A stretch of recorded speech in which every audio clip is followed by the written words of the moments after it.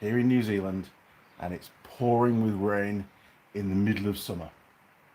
I mean, don't get me wrong, it's nice because it's a lot cooler than it was yesterday, but it's been raining for a long time, all night, and it's set to rain till 10 o'clock this morning. So it's not slowing things down, but it's just like, hey, where's that come from? You know?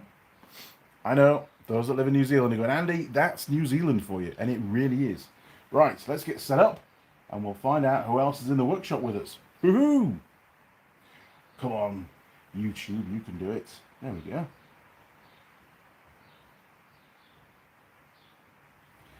Now, volume down. There we go. Simon Roll is here. Morning, Simon. Welcome back, matey. Simon says, good morning, Andy and crew. Looks like it's just you and me, Simon. One-on-one, matey. Now, oh, hell, we've got more. Hang on. We've got Vijayant. Vijayant, good morning, sir. Vijayant says, good morning, Andy and crew. How is everyone doing? Well, that's a very good question. Doing all right. We had a long day yesterday. So, just to fill you in, I got home from Auckland. I was up in Auckland all week. And I got home Thursday, late afternoon, about 4:30, I think it was. I had a visit in Cambridge. And Friday was just an admin day, right? Flat out admin, get caught up, because I've been in meetings during the week, and the admin built up, right? I can't do everything.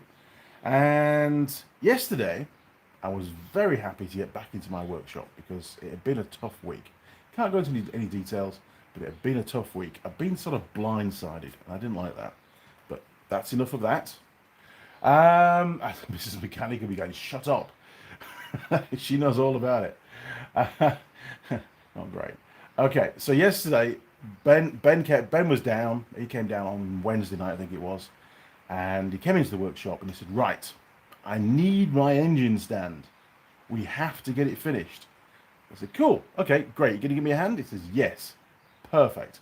So we spent yesterday, both of us, working on the engine stand, getting a few bits and pieces finished off.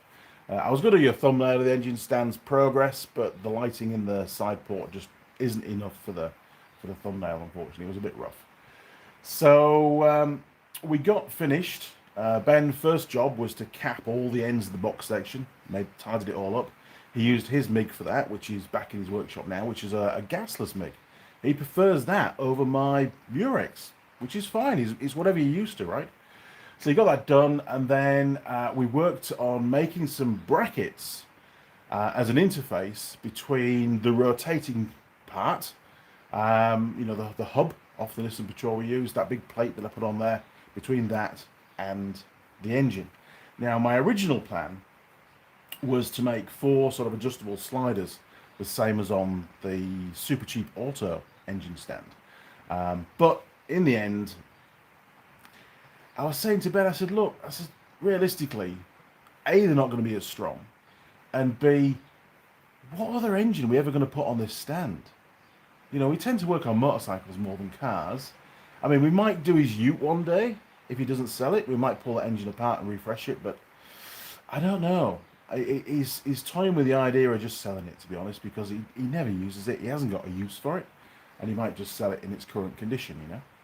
And it runs. The engine's all right. It's just tired, that's all.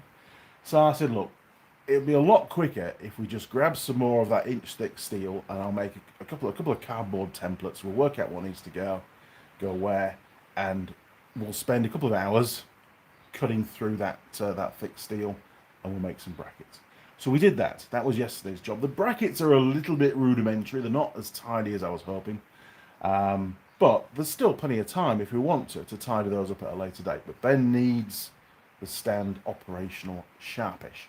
And then we can get the engine on the stand, get it in this workshop, and we can actually do a video on stripping down a Nissan Patrol TD42 engine. So that's another project. That's a Ben project, but it's a project that we're starting very soon.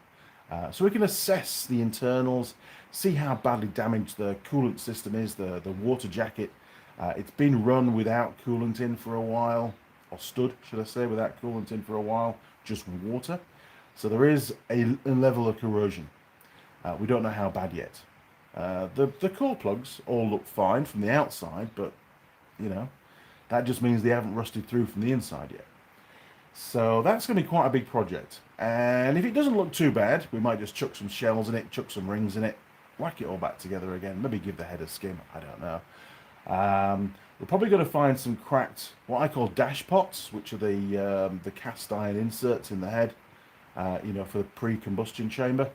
They're usually cracked on most of the diesels that I've worked on, so some of those might need to be replaced. I don't know. We don't know till we pull it apart. It's a while since I've done a diesel, to be fair. In fact, a very long time since I've done a diesel. So it's going to be cool, actually. I'm looking forward to it. Karen Muircroft. There we go. Karen Muircroft. Greetings from Glasgow. Sorry, can't do the Glasgow accent. I tried, didn't work. You'll just be laughing now, right? Good morning, Karen. Welcome to the workshop. Great to have you on board. If you've got any questions, fire them away. That's what we're here for. Roger Heaps. Good morning, Andy and crew. Good morning, Roger.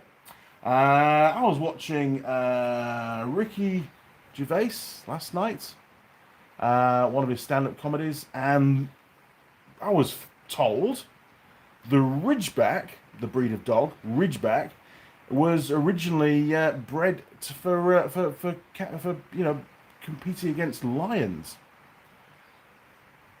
Really? I didn't know that. I feel sorry for the dog, to be fair, because, imagine standing I'm a Ridgeback, you're potting across the plains, and then this lion turns up, and you feel compelled to attack said lion, but you just hang back a second and go, hang on a minute, that lad's got massive teeth and huge claws. Why would I go anywhere near it? But that was its job, right? That's what it was bred for, so I'm told. Pretty bad job, really. I mean, short straw, or what,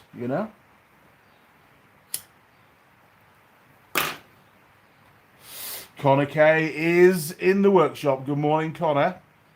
Good morning, Andy and crew. So, what's the plan for today? Well, I'm in the workshop, obviously. Mrs. Mechanic is on board as well. Mrs. Mechanic sanded up the timbers and applied some preservative oily stuff to them, should I say, yesterday. So she was involved with the engine stand as well. And me and Ben were working in the workshop. So we've got some footage of all of it, and we're going to sort of compile that and what we get today in hopefully finishing the engine stand. The next step for Mrs. Mechanic is she got rid of all the welding splatter, little splatters and stuff yesterday as well, just to tidy it up, because I hate seeing welding splatter over stuff, and sometimes you can't help it. She's going to clean that up, get rid of all the grease and stuff, and then we're going to throw a few cans of spray paint at her, and she's going to give it a go spraying it. Ben's still got, and I'll probably help Ben with it, he's still got on the upright where the hub's mounted, and that's bolted to the upright, we've got to put a plate on the top which can be removed, and on that plate we've mounted some kind of a handle so we can actually move the thing around, because it's quite cumbersome with it having four swivelly wheels, casters. As soon as you're on any kind of uneven surface, not level, it just wants to go downhill. Now, it's bad as it is, imagine what it'd be like with an engine on it. So we need some kind of a handle, great big handle thing at the top, so we can move the engine stand around and manipulate it in the workshop with ease, hopefully. That's the plan. So Ben's going to work on that today. Some kind of plate with some brackets hanging down that'll have captive nuts, so we can slot it into place, bolt it up, and then he can put his handlebars on and a big metal bar or whatever he decides to do. I don't know. Work in progress. I'm going to be working back on the Linesman's bike today. We're very close to road test, and the great news is I've got next week off work. That's right, I'm on annual leave. I decided to delay my sort of part of my Christmas holidays until a bit later in January, so that I could get back to work early, because quite a few staff were on leave. They extended their leave over Christmas, so get back on the 5th, get a couple of weeks work done. We have meetings and stuff anyway, and then once that's out of the way, take a week's leave so I can focus back on the Linesman's bike. And to be fair, a few other bits and pieces around the workshop that I've got to get done as well. I've tried to get, you've all seen the video now, I tried to get the gaskets for those front hubs on the chimney. And I reached out to a good contact of mine, which is Bridge Street Automotive, Carleen, very helpful, and Tim, where I normally get all my Suzuki parts from because they're so helpful. It's not about the price, it's about the helpfulness. And they contacted Suzuki New Zealand and they sent a diagram, a parts diagram through of the hub and with the filling hub and the gaskets and stuff. And it showed an O-ring, not a gasket. And I'm like, no, it's not an O-ring, it's a gasket. And I captured a photo off the video and emailed that to them, and they went, oh yeah, it's a gasket. And then they found out that the gasket is only available, as far as Suzuki is concerned, it comes with the automatic freewheeling hub. It's not a separate part. So I'm like, well, that's no use to me. So I've got some gasket paper. I'm just going to make 4 gaskets. You know, that's not hard. It's just a couple of circles. I might even be able to get Mrs. Mechanic to use her scan and cut. That would be a great little project for her. And then we can get them exactly right. I have no problems making them by hand. I mean, it just takes a bit of time, that's all. So yeah, that's once I've got those made, and they probably get made within the video because it's a good skill to have. I might make a separate video actually on how to make a gasket. You know, I've not done that yet. Who knows? We could do that. So I'm in the workshop filming. I want to get the Linesman's bike finished and ready for road test. The good news is we have battery. There you go, look, from Yuasa. Part number is, where's the part number? There you are, look. That's the part number for the TS185. And we think it's an A. I don't know yet. Still no validation on that. Keep trying. But this one is dangerous goods. Very expensive to ship. $17 to ship. Because it's got a separate acid pack that I've got to add to the battery. So I might do a short video on how to do one of these batteries. Because, they do still exist out there. There's not many of them out there anymore, but they do still exist. So the proper way of doing it. And the safety aspects as well, because it's not... it does pose risk, doesn't it? When you're dealing with acid and stuff. Might all go tragically wrong, we don't know. Simon had a good one this week. A snapped diesel injector bolt. It was about 2 inches below the rocker cover. So I just went to take some dimensions to make a drill guide. Okay, that's a good idea. Yeah, because it's a long way down. You don't want to mess it up. Roger Heaps. Where are we now? It's just jumped around again. Not attacking lion. Oh, hang on. Here we go then. They would send 5 or 6 dogs after the lion, and the dogs would bark at the lion until it climbs a tree, at which point the hunter would ride up on horse and shoot the lion. Okay. Well, that makes more sense, and I don't feel quite so bad for the Ridgebacks now. The way that Ricky, was explaining it, almost implied that there's this single Ridgeback, looking up. I mean, the big dogs, don't get me wrong, but looking up at this line, which is huge, and just going, it's probably not a fair fight, lads. You feel sorry for the dog. It was funny, to be fair. It was funny. But thank you for clarification there, Roger. Appreciate it. Sergeant Joe Smith. Here we go. Here we go. Okay. Right. We all know what this is going to be, don't we? Be very careful how I read this. Hey, Andy. My girlfriend, Anita, surname Bath, and I are celebrating 1 year together today. Can you give us a shout out? Of course I can, mate. So a big shout out to Joe and Anita. Happy anniversary. Did I circumnavigate that pretty well or what? Right. Obviously, no doubt you're going to read the comment as well, and you can read it to yourself. See what it really means. Simon, before I left, grabbed some forceps. This sounds even worse. And just unscrewed the bolts with them. The guy was sick as a chip. have been waiting 4 weeks for me to go. Oh, mate. Sometimes you just got to take the wins. That was pure luck, and good on you. Good on you. I mean, did you give him a bit of a discount? I mean, I know you've been called out. You'd had the travel time and all that kind of stuff. Do you just go, yeah, it took me a minute to do the job. Let's call it whatever. You know, just give a bit back. Did you?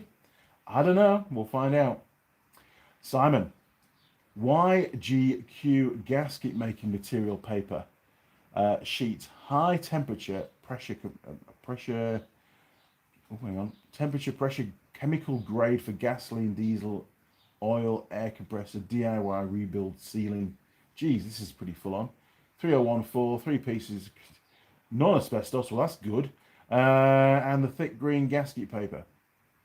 The thing. Yes, I've got some. It's all right. I mean, it's only a freewheeling hob. It'll be all right. It's not going to get over hot. I don't think really. It shouldn't do. It shouldn't do. It should be fine. Thanks, Simon. Richard Perry. Hi, Andy and crew. Hope all is well. GB flag. There you go. Look, very nice. Thumbs up. Good job. Thank you, Richard. Yes, not too bad actually. Bit of a tough week. Was glad to get home. In reality, you know, I'm only human, and Mrs. Mechanic tells me I'm an armadillo, but the reality is things do affect me now and again. And it wasn't ideal, but that's all right. Things come and go. You have good weeks and bad weeks. We all have good weeks and bad weeks. It wasn't a good week. Started off as a good week, actually. Went downhill real quick. Now then, where do we get to? Vijayant. I can't remember when was the last time I had to make a gasket. Those days were the days you do what you have to do. Yes, it is. And I mean, sure, I know for a fact if I go back to the old SJ410, 413, the old Samurai parts manual, I know that those gaskets are available from Suzuki, or they were back then, as gaskets. We saw in the video when I took the auto hub off the Jimny, the gasket looked to me, it looked quite a metallic style gasket, and it had a bead of rubber bonded to it in the shape of the profile of the hub. So it looked quite a complicated gasket, but nonetheless, it was just a gasket. And for Suzuki to go, oh, you can't buy the gasket on its own, you've got to buy the whole auto hub. That's just dumb. I'm sorry, Suzuki, that is just dumb. And for your parts diagram to only show an O-ring and not the gasket. I mean, sure, you might order it and the gasket might turn up. But, I mean, it gave it a separate part number. But there might be an O-ring behind it. I don't know, and I'm not going to take it off the original auto hubs because, hey, who knows? One day they might go back on again. You know, we might decide to buy a new Jimny and swap everything across. I don't know. Who knows what's going to happen? The future. I don't know the future. I wish I did. If I did, I'd do the lottery for sure. But yes, Jane, you're right. Making gaskets is a skill, and sometimes you just got to do it. It gets you out of trouble, right? You can't be hanging around. Sergeant Joe Smith, haha, yay. I'm onto you, mate. I'm onto you. Okay. You're a good friend, Andy. Well, thank you very much. Oh, my word. User SB6. Who has a name like that? Morning, Andy and crew. Thumbs up. That sounds good to me. Simon, yes, he got a bit off, and now I've got a a guide for that engine. You have. Jobs are carrots. Can't go wrong. Simon, still got a set of gasket hole punches. I don't have a set of gasket hole punches, actually. Never bought any. All I've used in the past, and it's not as tidy, I know, is the right size socket. So a nice, solid, I mean, I've got that inch thick stuff, so that'd be great for that. A nice, solid piece of steel. Put your gasket on. Get your socket of the right size. Get your hammer. You only get one chance of getting it right. Dink! On it goes. It cuts straight through the paper, and you get a nice round hole. Sure, the edges are a little bit squished. They're not as clean cut as using a proper gasket hole punch, but good enough for me, to be fair. Good enough. And I think there's enough meat either side to still, provide a good seal. It should be all right. I should maybe get a set of gasket hole punches. Note to oneself, Andy, get yourself some gasket hole punches one day. Yeah. I should get some for in the video, shouldn't I? And then people know that they exist. Okay, leave it with me. We'll see what we can come up with. Okay, so I was going on about today. So today there'll be a video, not a video on the Linesman's bike, I don't think. I don't need to do a video on fitting the battery, and I've still got to adjust the chain. That's the last thing I've got to do.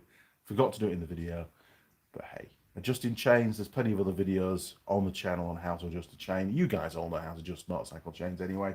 It's not really a biggie.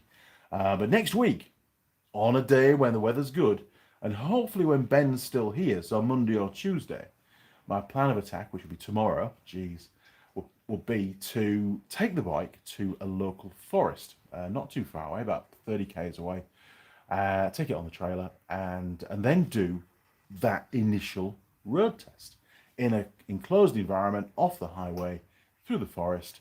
Could be pretty cool, actually. Looking forward to it. You know, because I can't do a road test around the garden, and I can't take it on a public road because it's not road registered. I'd get stopped and fined for that, probably, knowing my luck. So I thought that'd be a great opportunity. Might get the ultimate farm bike fired up as well, and Ben could ride that.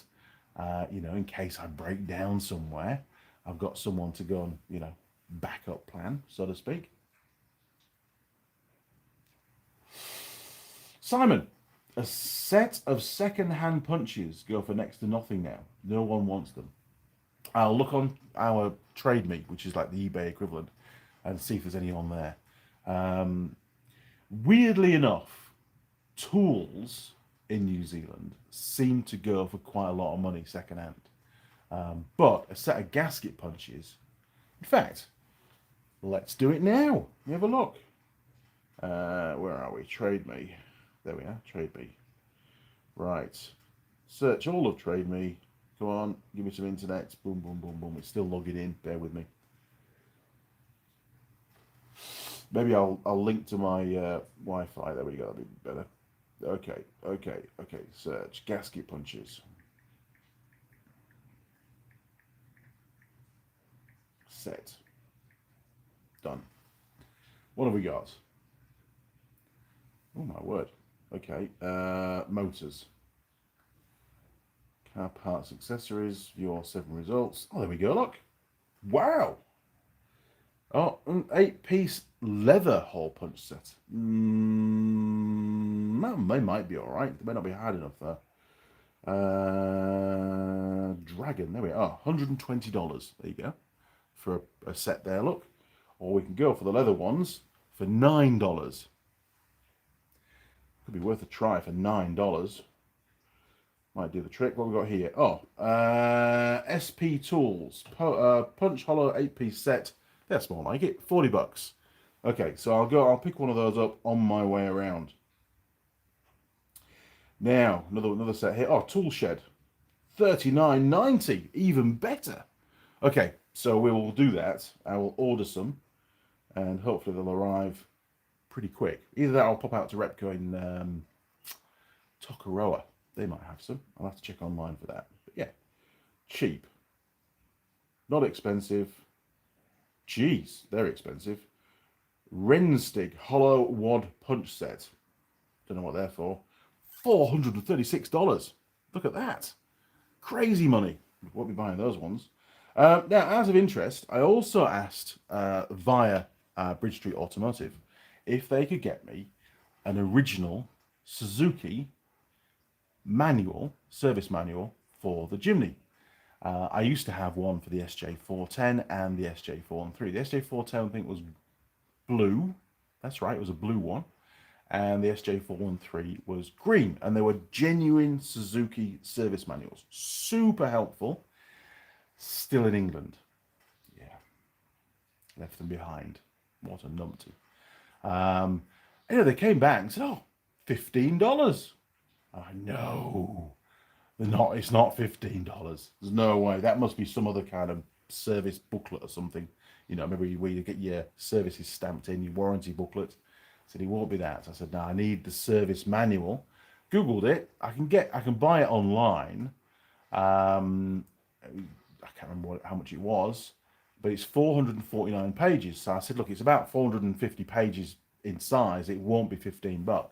So I'm yet to find out if Suzuki still make and retail a genuine service manual for the Gen 4 Suzuki Jimny. If they do, I will get it, almost irrespective of price, because to me, a proper service manual from the manufacturer is gold. It tells you so much more information than the aftermarket manuals. I mean, I think Haynes do one as well. Pretty good, but you can never beat the genuine one, because those manuals normally are only used in-house. So they may have to be a little bit creative on how they order it for me, but it'd be very useful to have. It really would.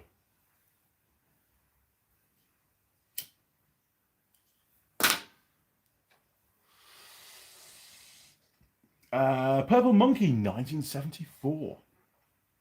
Leather ones might not go to a large enough size. Possibly. Yeah, you could be right, actually. You tend to punch much smaller holes. And I've got one of those in fact, I've got one of those rotary leather ones up there. And that, you're right, only goes to about 6mm, I think is the biggest one. Simon, best place for workshop manuals are Facebook owners pages in the files section. Facebook owners. Facebook owners pages. I don't know if we get that over here. I will have to have a look. Hang on. It doesn't recognise me this morning for some reason. I will put that on there to remind me. Thank you, Simon. Top man. Yes, so that's the plan. Once I've got what I need, and I will include making the gaskets, I think it'd be more fun that way. And to be fair, you know, they're not critical gaskets. Not really. Not like an engine gasket. So it doesn't matter too much about the outside diameter. Even if as long as it's a bit larger than what it needs to be, that's all good. Inner diameter, yeah, that's a bit more critical. And of course, the positioning of the 6 holes, very important. But I reckon we can get it right. It's not hard. That's the plan. And there's a few tips and tricks that I can include in the video on making your own gaskets. So I think it'll have some value, which would be good. So that's cool. Thank you, Simon, and Purple Monkey, and everybody else on that matter. I really should have a set. I should have bought a set years ago, but I just, for some reason, never did. I just used my sockets. I do remember once getting an old socket and actually sharpening up on the bench grinder the edge. I mean, I could do that in the lathe, you know, just make it a point, you know, make it a sharp edge so it cuts easier. And I've got lots and lots of old sockets. An alternative. I like alternatives. So, next week, yes, road test. That's the primary aim of next week. I also have another video to edit up. One that's a very short video. Can't tell you the content because it's a surprise. It's a very short video. There'll probably be, what do you call it, a short in advance that will lead people to the longer video on the channel, hopefully, if all goes to plan. But I think you'll like it. I spent last Sunday filming it, and it was fun. No spoilers. You're going to have to wait. You are.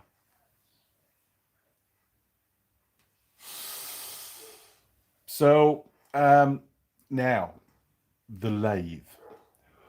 You've been waiting for this update. I think there'll be a video on picking up the lathe because it's quite a momentous occasion. And there's also a bandsaw as well, but the lathe is the main item really, isn't it? So, finally got written confirmation that I can collect the lathe, and that's going to be on Friday of next week. I have to go up to Auckland to pick up the lathe, and they've organised for some assistance. And Ben's going to meet me there as well, and he's going to give me a hand. So I need to charge up the batteries on the little winch cradle that I made, because we'll be using that for sure. And it has been a bit of a saga, but I'm really pleased to say that everything has sorted itself out in one way or another. And the owner of the lathe, which is a business, turns out to be, has agreed for me to to honour the agreement that was made by somebody else. Be very careful here, and I can go and collect the lathe. So that's really, really cool. And it's the lathe's got a great history to it now. So obviously we're going to have to give the lathe a name. You know, this one's called Boxford, right? You know, so, and the other one's called Myford, but this one is a substantial piece of equipment for the workshop. Hopefully it's going to fit in that corner where the current pillar drill is, the Holly Tech. So I've got to pull all of that out, but I'm not going to do that until I've measured up the length of the lathe, because if it doesn't fit in that corner, I have a major problem. If it fits in that corner, that's great. There's a lot of tidying up to do, a lot of rehousing of equipment, especially the MIG. I don't know where that's going to go. And all the Wrangham that's over there as well, and the valve grinding machine, that's going to have to live somewhere else. So work in progress. Don't know how it's going to work, but it is going to tidy up that corner of the workshop tremendously if it fits in there, and cause chaos for the rest of the workshop, no doubt. So that most likely will be next weekend's job. The workbench itself is going to have to go out of the workshop. No massive loss, because at the moment I don't use it anyway, other than for drilling holes, which I can't do because it doesn't work. It's going to have to go under the side port against this side of the workshop and just be used as a workbench. I might even leave the pillar drill on it. You know, who knows what's going to happen. But that's the plan, because this workshop is, well, it's over capacity. It's full of stuff. There really isn't anywhere else I could put it, to be honest. I'm not losing this big central bench. This big bench is really, really useful. It's where we do all the fabrication and all the videos. It's all done around this center bench. And the little bench down there, also super useful because it has my toolbox and stuff on it. And of course we've got Sheldon over there, the mill, which I do need to, one of the things I want to do this week when I'm on holiday is to make that frame to go on the base with 4 new casters so it can be moved around. And used, because I can't really use it for any kind of milling work in its current position, because I can't get to the the table knobs, you know, to move the table side to side. There's just no room for that, so it would have to come out to be used, which is fine. We can do that. So I don't want it to be too intensive this week, because I worked hard over the Christmas holidays doing the deck. One of the days will also be finishing the deck. I've got one last day to do, and then that stage is finished. There's no holes that you're going to fall down. It's all sorted, and there's only a little bit left to do. A couple of inspection hatches to make and bits and pieces. So it shouldn't take too long. It should be quite an enjoyable day, to be honest. And we've got loads of timber left. Loads of timber. Yes. But I'm pleased that I did overorder the timber, because some of it wasn't the best. There was some pretty bad knots, and it wasn't deck quality timber, some of it. So we'll use it for shelving or whatever, you know. Mrs. Mechanic's got a plan for in the loft. She wants to floor the loft to make it a bit better for storage, because it's got a lot of gear up there. So that's another little thing that we've got to do in the background, but that obviously won't be filmed, I don't think. It might be on the workshop diaries, but it won't be an Andy Mechanic video, obviously. Where do we get to? Purple Monkey, yay! Good in the college, honouring the deal. I'm pleased you said that and not me, but yes. I didn't know how it was going to go, but yes. I mean, at the end of the day, you know, that department's closing. They have to dispose of the equipment anyway, so it seems the natural way forward. You know, I can only thank the college. I can't thank them enough for all the help that they've given me. Super chaps down there, and you know, they really understood what had happened, and you know, as far as from my perspective, there was no wrongdoing whatsoever, which there wasn't. I was completely open with the whole thing. But luckily there was lots of correspondence, written correspondence, which helped to, you know, reinforce my position a little bit. So very happy, and very much looking forward to finally getting the lathe into the workshop. Because don't forget, it was August last year when I bought the lathe and paid for it. So it's been a while. Simon, that cool. Lenny, that's cool. Lenny the Lathe like Lenny from Motorhead. A bit questionable now and then. Lenny the Lathe. I like it, Simon. Good man. Banana Brooks. Right. What was the equipment that was subject? Was this the equipment that was subject to legal proceedings?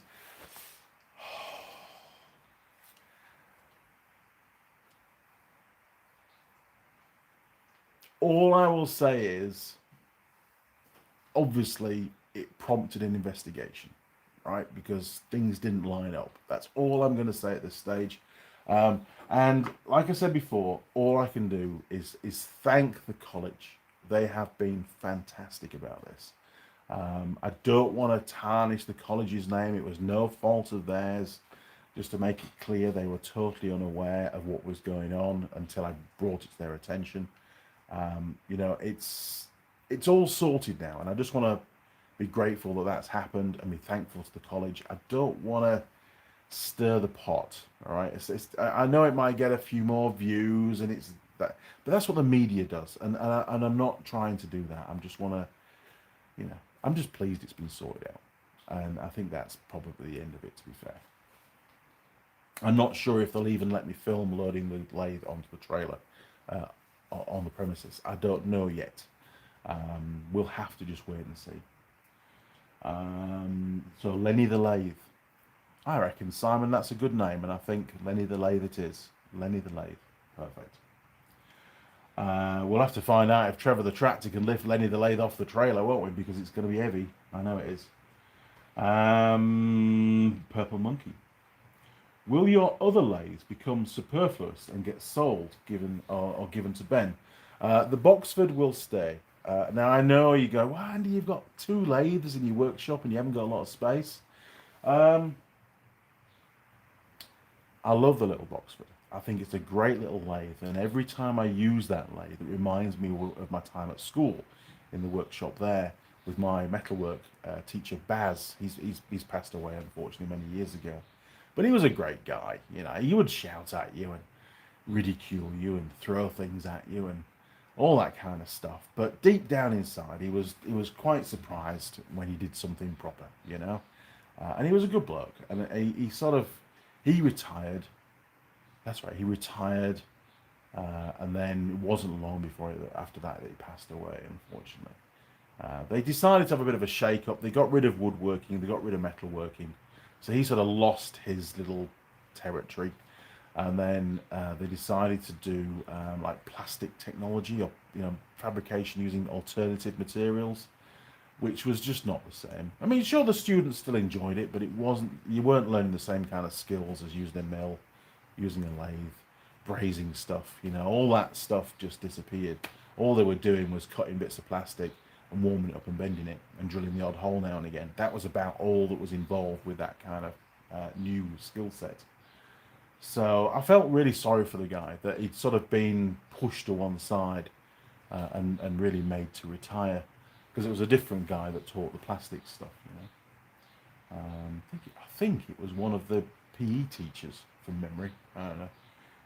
I wasn't involved with it. It had nothing to do with my schooling at that point. I was busy doing. I think I was in the last year of my A levels when that happened.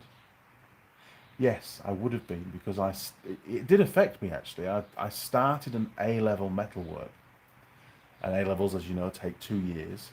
I got 1 year into my A level metalwork, and they closed the metalwork department. Couldn't finish it. I was sort of, high and dry, and just told, nah, sorry, you'll have to drop that subject and do something else. I think I just decided to take it as study leave, but even so, it was a bit of a shame, because I was building a large go-kart, not this size go-kart, a full-on go-kart, and I managed to get sponsorship from wheel companies. Monroe Shocks in York, they sponsored all the shock absorbers for it. All the steel was sponsored by Minster Engineering of York. They supplied all the box section and stuff to make it. I had a Honda 404 engine to go in it. That'd have been cool. Nuts and bolts were all being sponsored. There was loads of companies that were chipping in to help this project, and it was going to be absolutely brilliant. And I had to go to them and say, I'm really sorry, but the project's ground to a halt. You know, it's been dropped, which was very sad. And I returned all the stuff. You know, I think even Durite sent me loads of electrical connectors and stuff, a kit, and I still have the box. Didn't return that. Still have the box in my electrical drawers. The original Durite kit that they sent me. There's nothing left of it now, but I've still got the box. Bit of history for you. You know, it's amazing what happens. Where do we get to? Now, obviously, Ben, there is the old Myford lathe, which is the bed's tucked away down there, which has got to come out when I clear that bench out. But the bed's quite badly worn.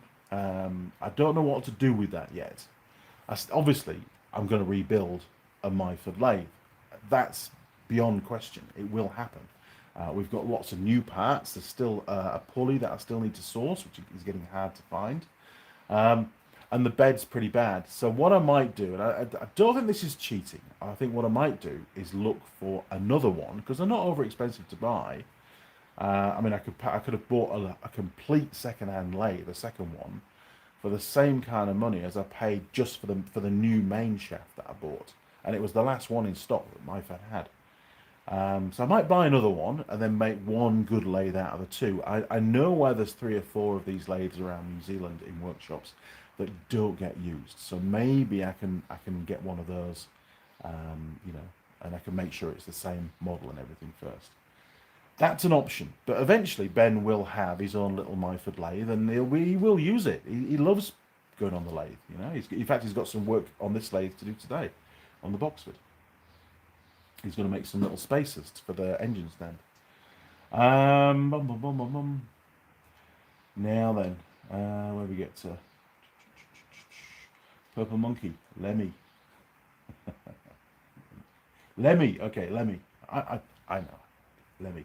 Did I read it as Lenny? Is my eyesight that bad? No, Simon put Lenny, so it's Lemmy. Okay, Lemmy. Lemmy the lathe. All right, thanks, Purple Monkey. Banana Brooks. You've answered my question, Tar. I hope so. I hope so. And I hope the college takes this, if they ever watch this video. They know I've got a channel, YouTube channel. You know, I hope that this little segment, they take in good faith, and I haven't upset anybody.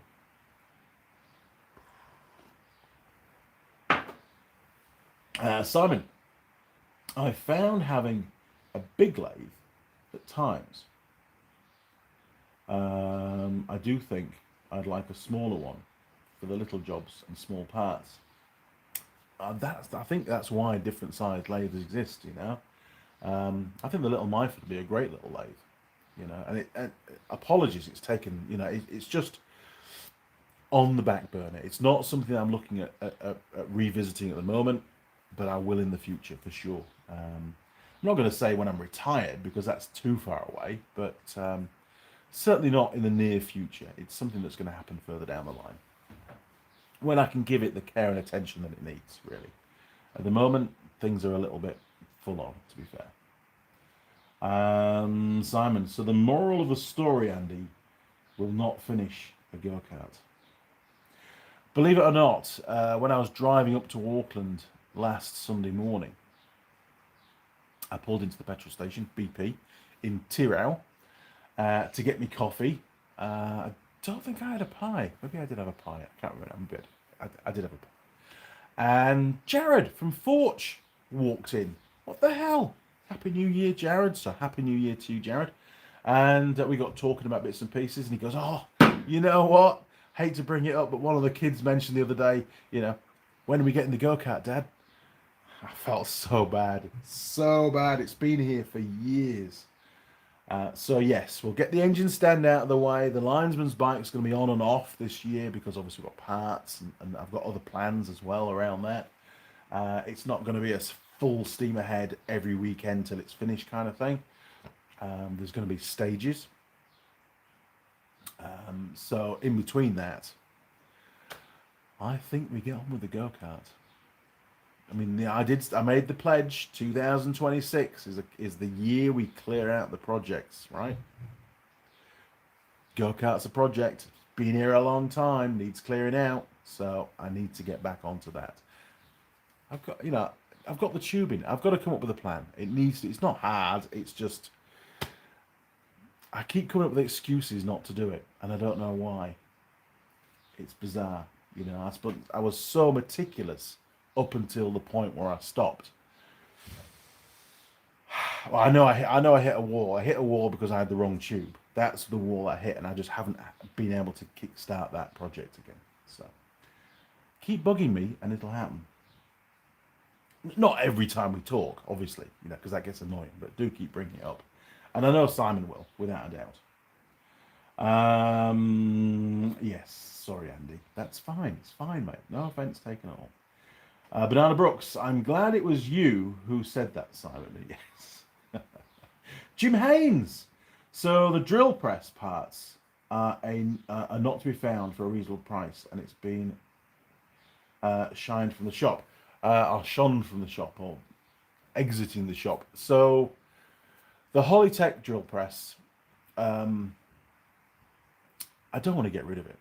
It's actually a really good drill press. Don't get me wrong, it is, and I like it because it's bench mounted. And it needs a pulley, and the pulley's not hard. But I did price one up. You can get them, but I think I mentioned this before.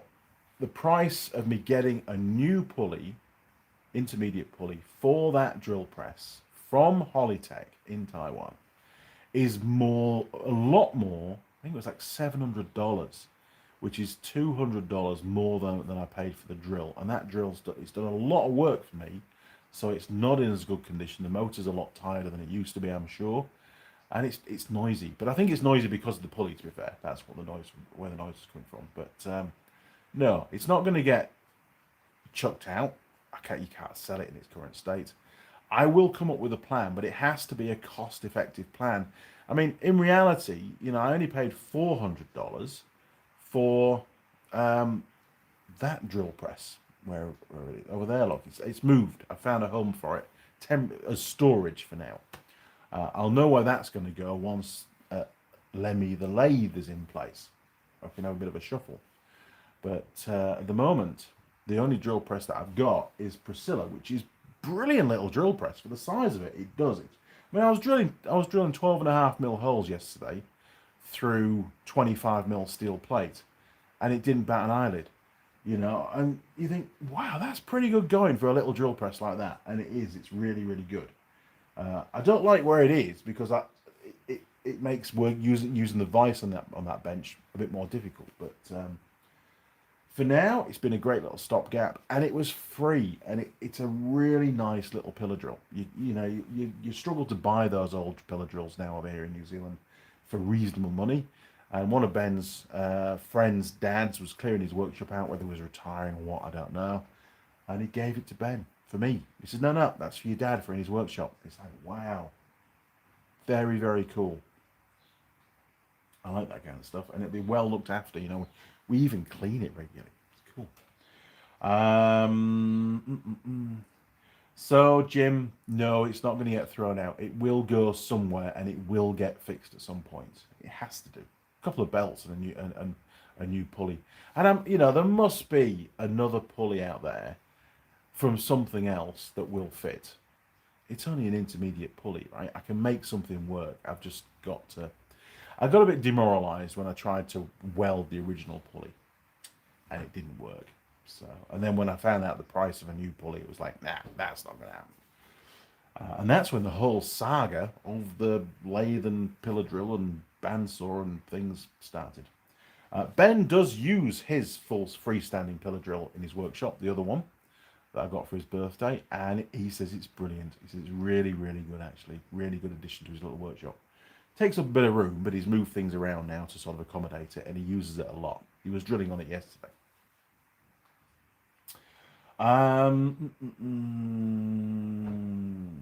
Right. Purple Monkey dangerous. Oh, it's dangerous. Purple Monkey, it's dangerous. It's a dangerous thing. Buying a complete item for parts may end up being better than what you started with. Yes, that's right. You're exactly right. It could be. It could be. But I mean, a lot of those old. We're talking about the old Myford, right? So the old Myford. This one was in a pretty bad state, to be fair. It had been abused and butchered. The main shaft was incredibly worn, so the chuck was jumping around. It wasn't holding position, so you can't really machine accurate it like that. So whatever we get, we're going to reassemble a Myford lathe. And I think that's the underlying thing. And there's no point in doing it unless it's going to be in good working order post rebuild. So I've got to do whatever I can to achieve that status. End of the day, things wear out. I mean, yeah, I could do, I could get the bed machined, and I could shim it all up and things. But I don't know. We'll see. We'll see. I don't know.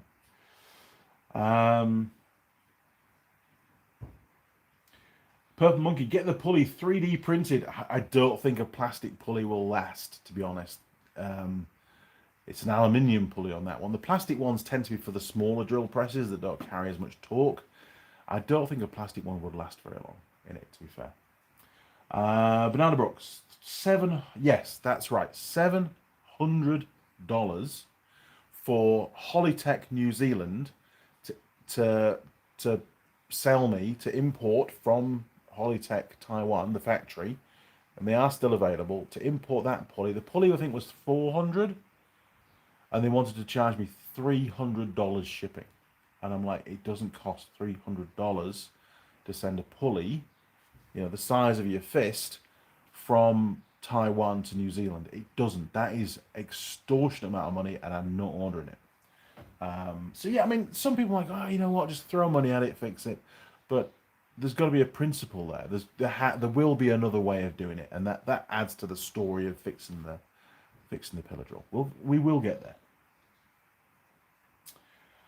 Simon, going back to thing after a while. Oh, hang on. Going back to a thing after a while. I spent an hour today trying to find no spark on an outboard, forgetting I'd unplugged the coil 6 weeks ago. Yeah.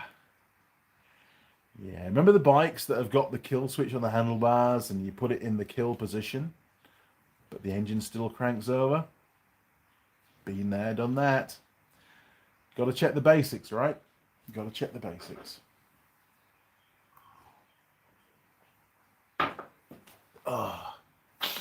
So, I'm sort of looking forward to a tidier workshop. Certainly looking forward to Lemmy the Lathe coming in on board. I've been toying with the idea of moving the air compressor, even though we've not built the shed yet, just moving it outside under the carport, but don't know yet. It's a bit of work. It means replumbing it all, and there isn't a power point out there to run the air compressor. So it would mean a long extension lead, which is possible, but it's not ideal. Secondly to that, the minute that air compressor goes outside, we wouldn't be able to use the sandblasting cabinet in the workshop. That would also have to go under the carport, and I don't know, it's not really ideal under there at the moment. We're having a dirt floor. We need to concrete the floor. Another project. Anyway, what's this? Where we get to? Purple Monkey. Lathe up a pulley from $100 billet. Yes. I've thought of doing that. Get a big chunk of alley, chuck it in the lathe, and away we go. I might even have actually. Oh, actually, no. Yes, on the new lathe I can. That was the reason for it. So on the Boxford, the chuck's nowhere near big enough to take it. But on the new lathe, it is. So that could be a solution. It'd be quite cool to make my own pulley, to be fair. Look forward to it. So that could be a good little project on the new lathe, on Lemmy the Lathe. So, and I think I've got, I was making some aluminium reinforcing, like what do you call it? Almost like a tube, but with a little shoulder on it, to reinforce some airboxes for a particular ROV. I've only done like 3, I think it is, where you can then put a much stronger clamp on the pipe that comes off the airbox to stop it falling off, and to give it a good seal, which is important, because it's the downstream from the air filter part of the pipe work. So it's in vacuum, so it has to have a really good seal. And pretty sure kicking around the world. I mean, I bought a reasonable length, and there's no way I've used all of that. So I reckon that will be sufficient diameter, and it's solid to make a pulley. So there you go. We have a plan. That might be the solution. And if I make one, it costs me nothing. It's just time, and it's sort of pat on the back, isn't it? Fix that. You did that, Andy. You didn't just spend money fixing something, which anybody can do. Banana Brooks, I'm enjoying the Suzuki project. I'm enjoying the Suzuki project as well. Yesterday, because this is the first time that Ben's been here since I started that project. When I pulled the bike out of the world, got it off the stand actually. It's not on the stand at the moment, on the bike hoist. It's outside on the side port because we were using the bike hoist for doing the welding on the engine stand. It's a great stand, great workplace for that because you can raise and lower it, and it's just a nicer height for welding. Ben's like, "Why are you doing that?" You know, he's not over impressed by it because he doesn't get what it is and the history behind it and the age of the bike, right? He sat on the TF125 that was outside. In fact, last night we were comparing the two of them as well, looking at it for differences. And he's like, "Why don't you do this one? This one's in much better nick." I'm like, "That's not the point. The point is this is an old bike. It's a classic bike, and it's something which I'm going to resurrect and be able to use." I said that little TF125. It's only a 2015. It doesn't even warrant going on the bike stand at the moment and getting running. It's too new. I mean, it doesn't. There's nothing special about it. But the old TS185, I said there's a lot special about that bike. So now I said, Mrs. Mechanic came out with a coffee, and I said, "I wonder if it'll start again." So I put the choke on, second kick, it fired up, as they do. And I didn't take it. I didn't leave it on choke for long enough. I took it off choke because it was running. Came to set off and it stalled, and they were all like, "Hey, piece of shit!" You know, and it's not. It's not a piece of shit. It isn't. Just back off. So I put the choke back on, started it up, warmed it a bit more, took it off. I left the choke on actually and set off around the garden. I had a quick ride up the garden, just first gear. Managed to pop a wheelie going up into the back garden, which was pretty cool. And then realised that the brakes weren't particularly good. And then brought it back down and turned it off because it was filling the garden with smoke, right? Because she's burning a bit of oil at the moment, having the oil in the fuel as well. But it was really cool to just get on it, and you know, I didn't know if the clutch was going to be any good, and it still may not be because I was only in first gear, but it did work, you know. And I mean the kickstart is completely shot. It just keeps wobbling out, and it gets in the way. But it looks like the kickstart's the same on the TF125. And I've got a couple of those down the garden. So we can rob some parts, the common parts, off those bikes to do the TS185, which will be great. I have a sneaky suspicion that the front forks are going to be good. We're going to be able to swap those across. Or at least order new ones, new stanchions to fit into the 185. But I could be wrong. The internals could be different. We don't know yet. And Ben's like, "Well, why don't you just fit the forks, the complete forks, out of a TF125? And I'm like, "Well, I could do that, but they won't be period correct because there are some differences. But that might be what we end up doing. I just don't know at this stage. It all depends on the condition of the current parts and the availability and price, to be fair. Because I'm not going to spend a shit. I'm not going for a concourse bike here. I'm going for a bike that's just reliable, serviceable, and you know, and is as much genuine as possible."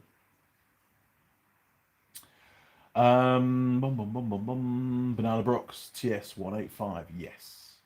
Jim Haynes, "I see the two lights behind you are out. Are the others how are the others holding up? I know you said before you thought they didn't hold up as good as you thought they would." So with the lights, so we're talking about, yes, okay, so those two lights are out. The only reason why they're out is I've run out of fluorescent tubes. So let me show you. Hang on, we'll do a little wander. I could do the wander round. Oh, here we go. Okay, so lighting. This one really is almost pointless, but See, there's a tube out on that one up there. There's only one tube working. Apologies for the flickering. That's just a carcass. It's just a metal frame that was never going to get lit. But I've kept that one because I wanted to fit flicker-free LED lights, but I couldn't find any that would fit that casing properly, and they're crazy money. So I went off that idea. Because it's not too bad when you're filming. But again, we've got another one. That tube is missing there. I need to buy some more tubes, but I've been holding off. Those two are working. And yeah, that one's down one as well, you see. Look. What we like under here. There's loads of lights in this workshop. It's great. Are they both working?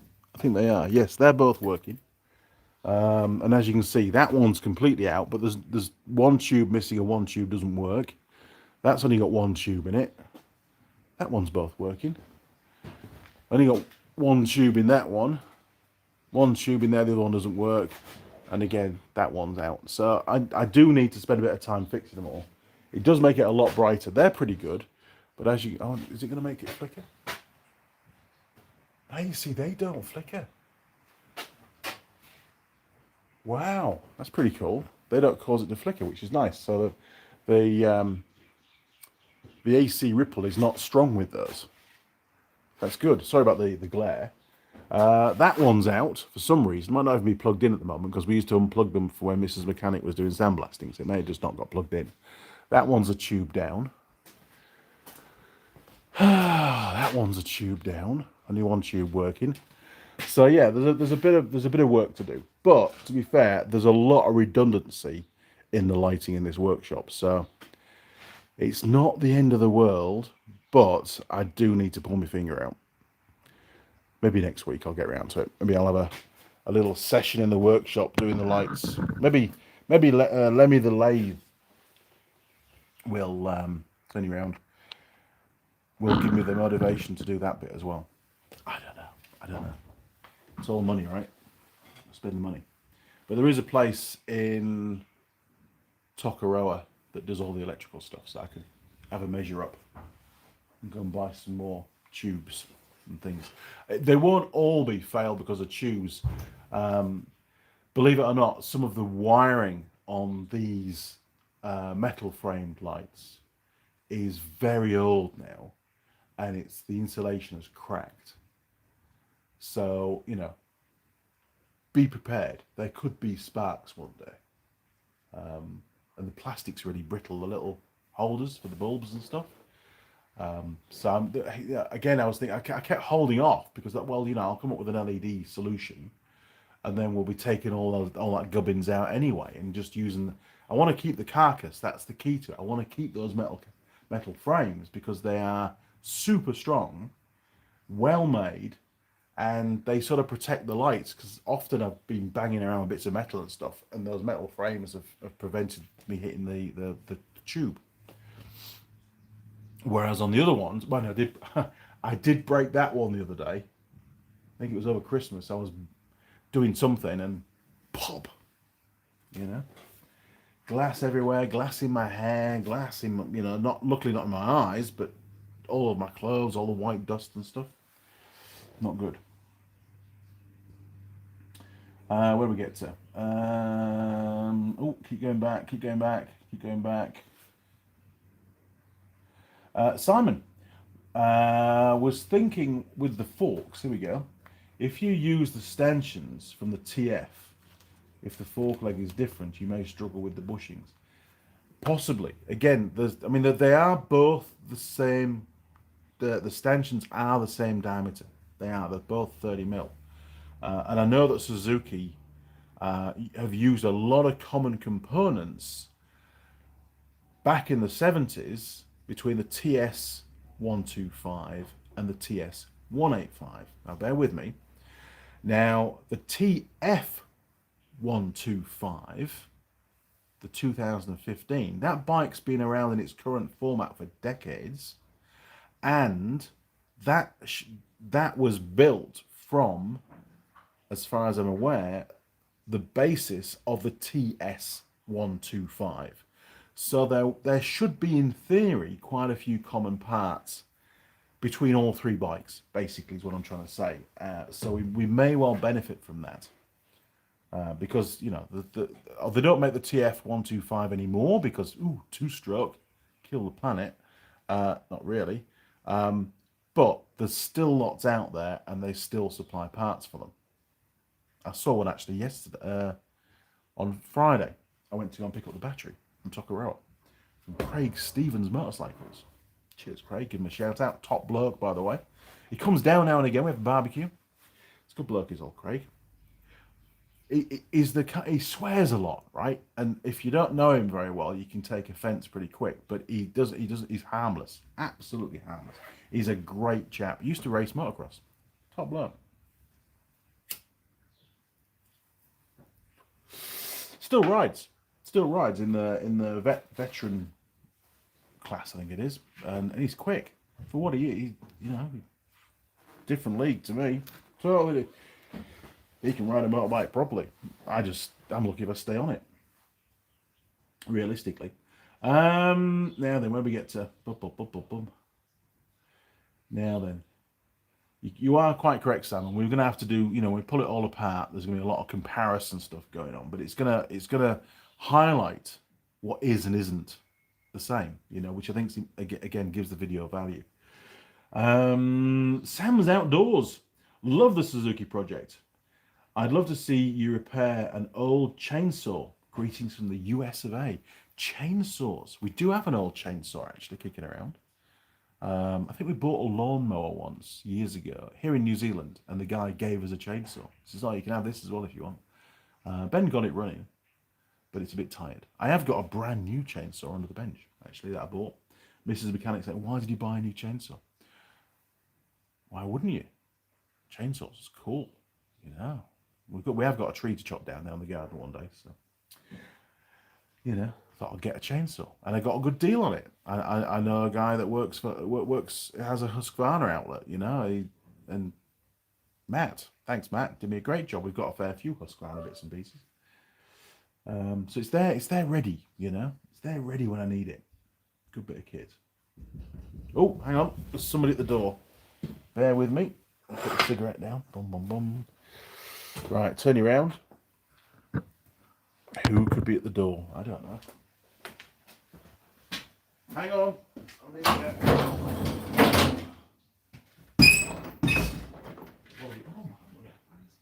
Thanks, honey.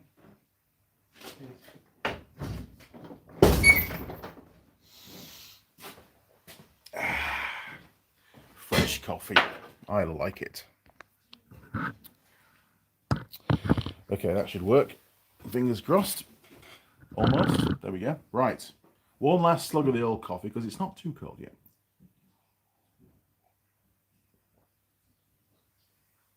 Actually, it is cold. It's cold. I should listen to Mrs. Mechanic more often. Hang on. So yes, chainsaw. Big, great idea. I'm not a small engines expert, you know, chainsaws, that kind of thing. They're a bit fiddly, but we'll give it a go. Simon, do you remember strawberry smelling two-stroke from the UK? No, I don't. I do not remember that at all. All I remember is a good friend of mine, Paul Eastwood. He was a bit older than I was. Whenever he cut the grass with his lawnmower, and it was a 4-stroke lawnmower, he would put Castrol R two-stroke racing oil in with the petrol, just because it smelt so good. And why wouldn't you? What a bloke. But no, strawberry smelling two-stroke. I just don't remember that, Simon. I don't remember it. And I never saw it for sale, never used it. Roger Heaps. Forks on the TF185 I gave you are off a late model TF125. Bingo, you see?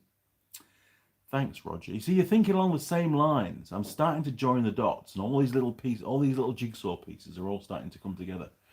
So that's interesting to know. So somebody's already done that. Roger, or whoever put the forks in, has done it. Probably Roger, because he likes to do that kind of thing. So, you know, we'll find out. But I appreciate all the input. It's going to be really interesting. I mean, if I had a parts manual for the old TS185, and I think it's an A, based on what the images that I've seen. and what we've got. And I could probably get a parts manual for the TF125, and if the part number's the same, instantly we know, right? We know. So maybe I'll reach out and see if I can get parts manuals for them. They're usually not too hard to get hold of.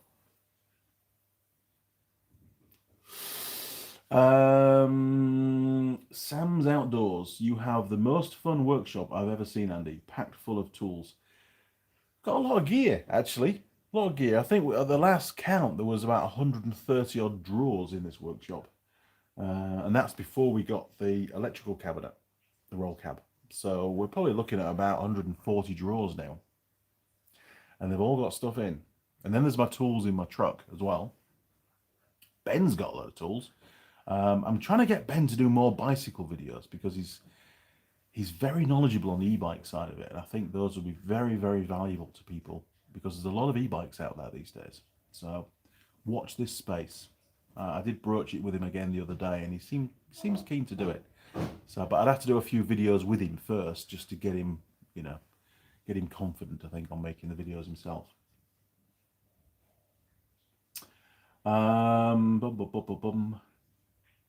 Purple Monkey, who's keeping count on tubes? I know. It's not dark in here. It's in actual fact, when they're all working properly, it's really bright in here. It's good for the videos, but man, it's bright on the eyes. It really is. But I will look at getting them sorted out. Certainly most of them. See what I can get working again. Because we've got to a point now where it's just starting to. If we lose any more, we'll have pools of darkness, if that's such a thing. Unlit areas, which is not good. We did upgrade the ones down there a while ago. Ben's mate found some good lights for us. He's one of his mates is an electrician. In actual fact, great segue. Look at this. Hang on a second. You just reminded me of something.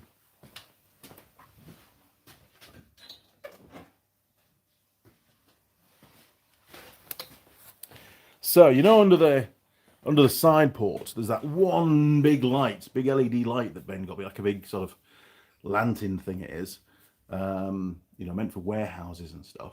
And this same guy, an electrician that Ben knows, often goes in and takes all the old when they upgrade a building's lighting and stuff. That he gets to keep most of the old stuff, or it gets split between the different, the ones that's the parts that the lights that still work, they keep. And that's part of the contract. Well, yesterday, Ben gave me this. Look at that. Another great big, downlight, LED downlight. And yes, it does work. That's the part number there, look. Pretty cool. So, this will be a fair few $100s to buy this component. And it's really heavy. All cast aluminium for the heatsink. So it's going to get pretty hot. It's got a nice big hook there, look, to hang it down. So we'll get this one, plumbed up, and it'll give us some light towards the back end of the side port as well. It'll be great. So whoever it was, I never get to know the lad's name, but thank you very much. This is very much appreciated. And keep the lights coming because we need them. We really do. Way. Nearly lost the camera off the bench then. I wonder what Ben's doing. They're busy undoing something. So yeah, lighting's always work in progress. It really is. There's always a light down somewhere. Where's my lighting on? Oh, there it is.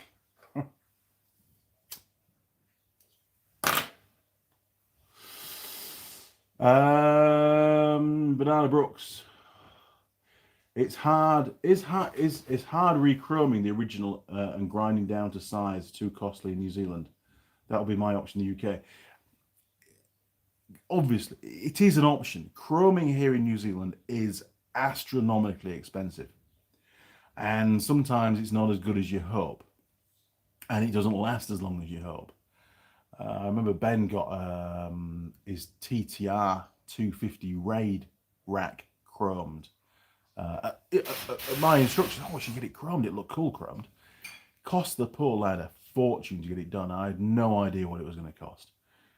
So I think, given that particular model of bike and the links it has with the current TF125. I don't think we need to go down that route.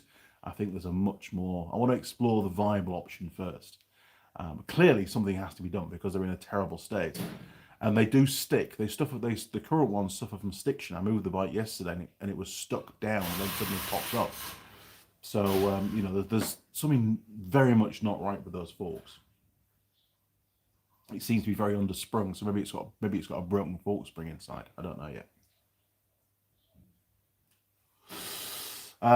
Simon, did you know with Suzuki part numbers up to the mid-90s, e.g. 09100-10151 and 01204-08257, the last four numbers are the size M8, 1.25, 70 mil long. Is that right? Look at that.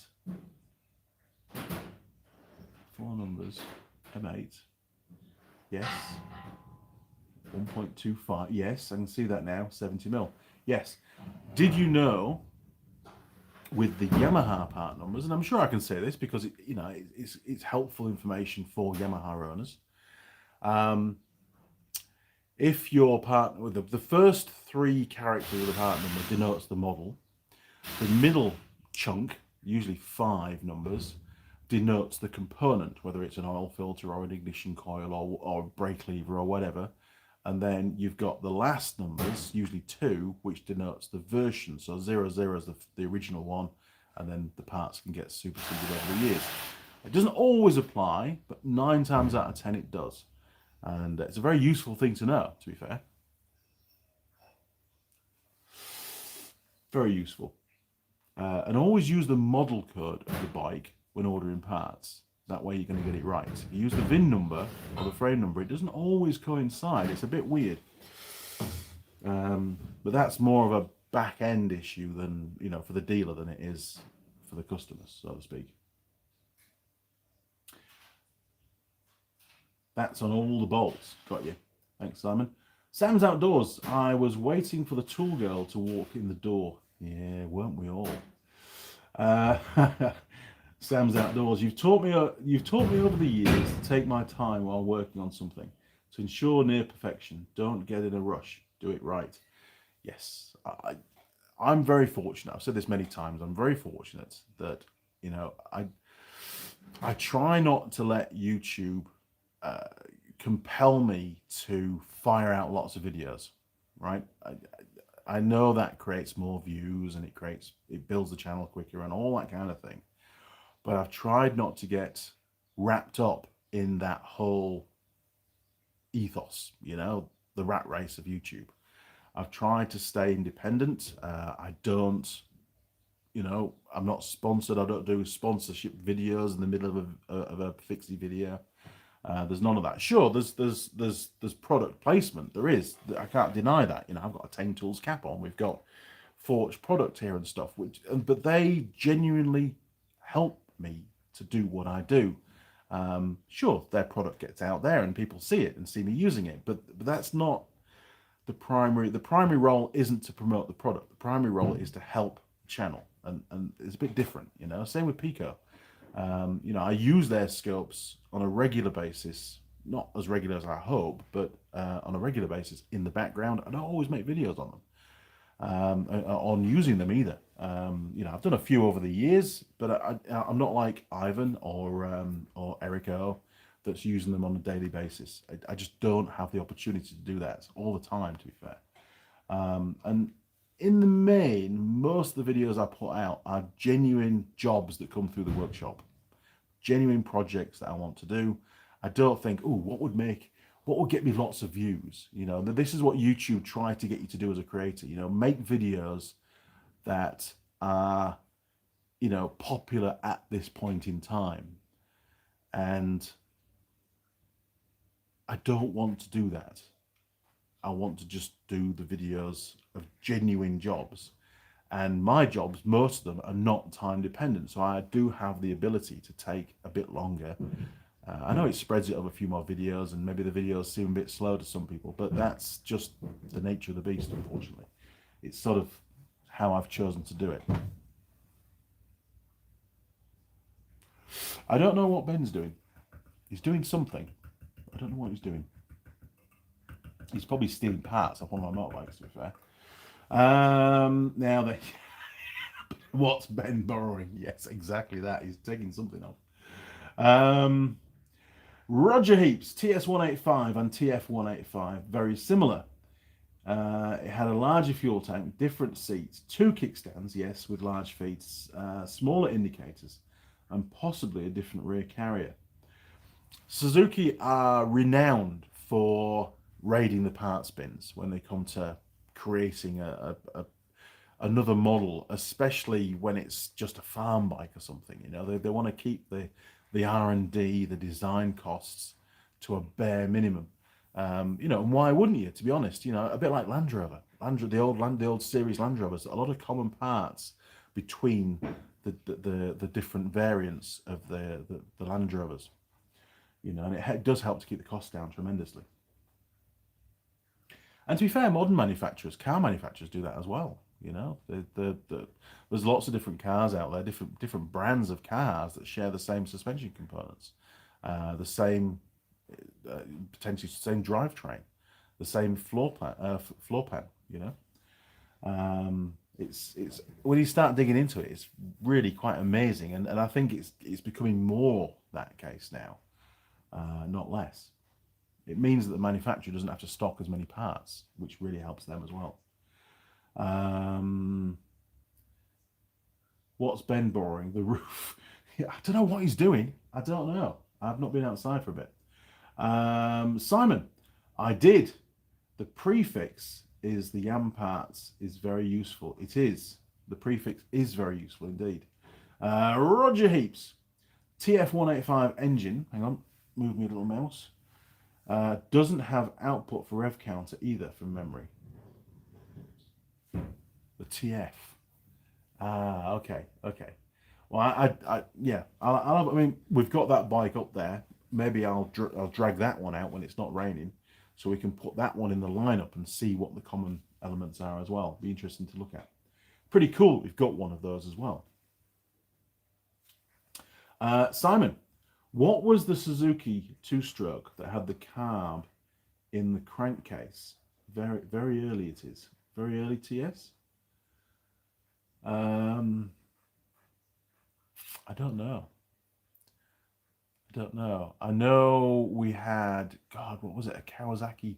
Somebody gave us a Kawasaki KH100, and that had the oil pump in the crankcase on the right-hand side. Yeah, long time ago. Didn't really have that bike for very long. Well, we did. We had it for ages, but we didn't do a lot with it for a long time. And then I think Ollie got it in the end. Don't know if he got it on the road. I think maybe we gave it to somebody as well in the end because we weren't using it. I don't remember. A long time ago. Had a red fuel tank. Amazing what we used to get given. Simon, the first Mark II 600 Bandits are a bit bike, a mix of the Mark I and Mark II. I think they had it right with that. It does not have any of the common issues. Pretty cool. Jacob Vaughan. What brand of cigarette today? For me, it's Pall Mall Red. Click. These are Pall Mall Snap, but these are extra menthol boost. And just to let you know, here in New Zealand, right, that packet of cigarettes now is nearly $52 for 20 cigarettes. $52. Just to send that home again, I'll say it again. $52 for one pack of cigarettes.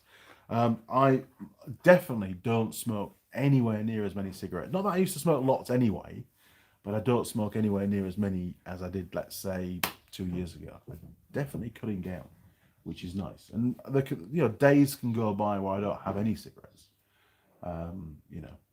Which is only a good thing. Helps the bank balance, and it helps me as well. So, coffee.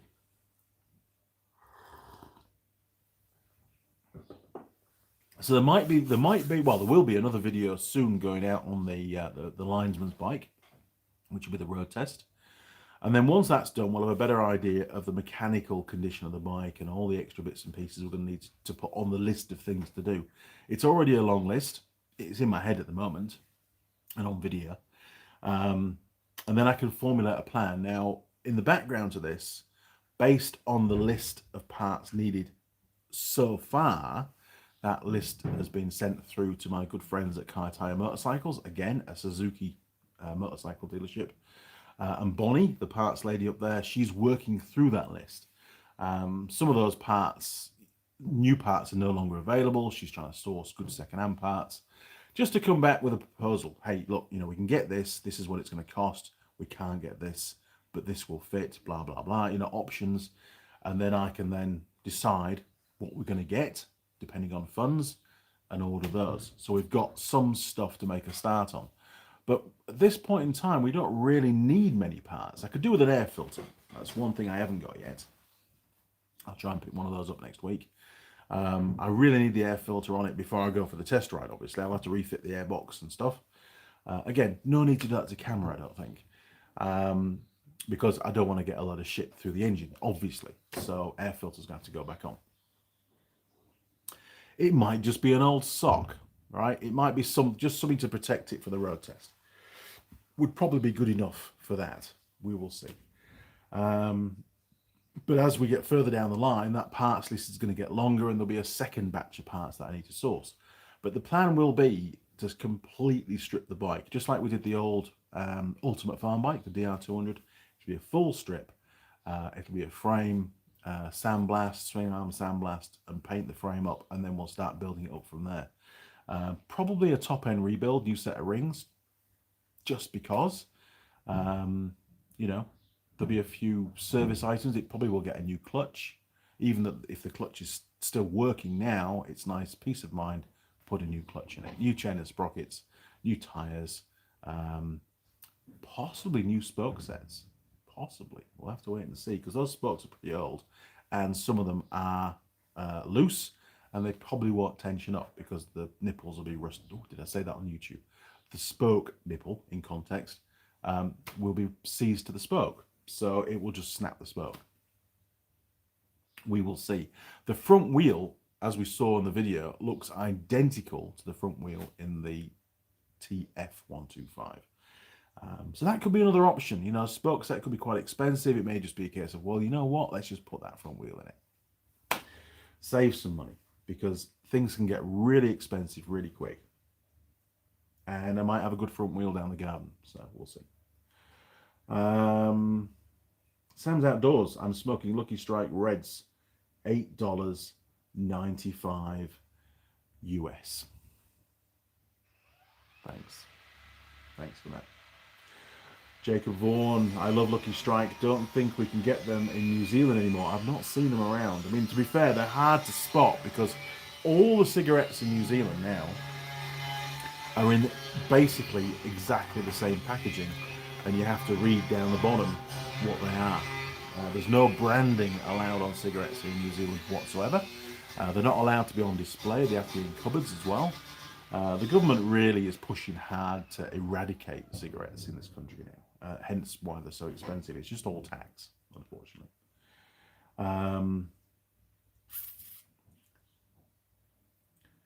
Since the plain packaging law came out, there you go. Simon Raw, worth doing the crank seals, even just for a good video. I think that's a very good idea, Simon. We should be doing those.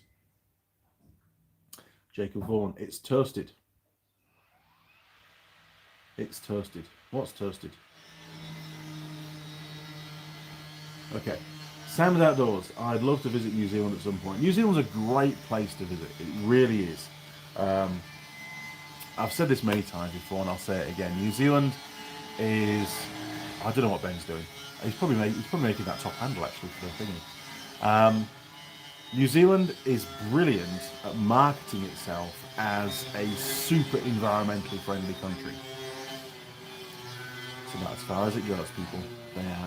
Now that I've lived here and I've seen what goes on behind the scenes, be it, refuse disposal, all sorts of stuff, right? It's just not anywhere near what they market it as. I mean, sure, the videos, come on holiday to New Zealand, look at the glorious, blue clear waters, the glacial waters, all that kind of stuff, the snow-capped peaks and things. But there's a lot that's not right here that still needs to be sorted out.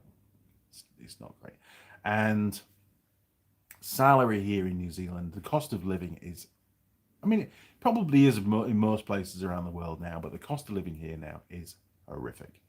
It really is. It's definitely had an impact on the way that I live, and the way that I try to save money in certain areas. It's expensive, and salaries have not in any way kept up with inflation. It's quite worrying, but I'm sure lots of people are in the same boat around the world, and it's putting the squeeze on things. It really is. It's hard. You have to do more to stand still. Not good.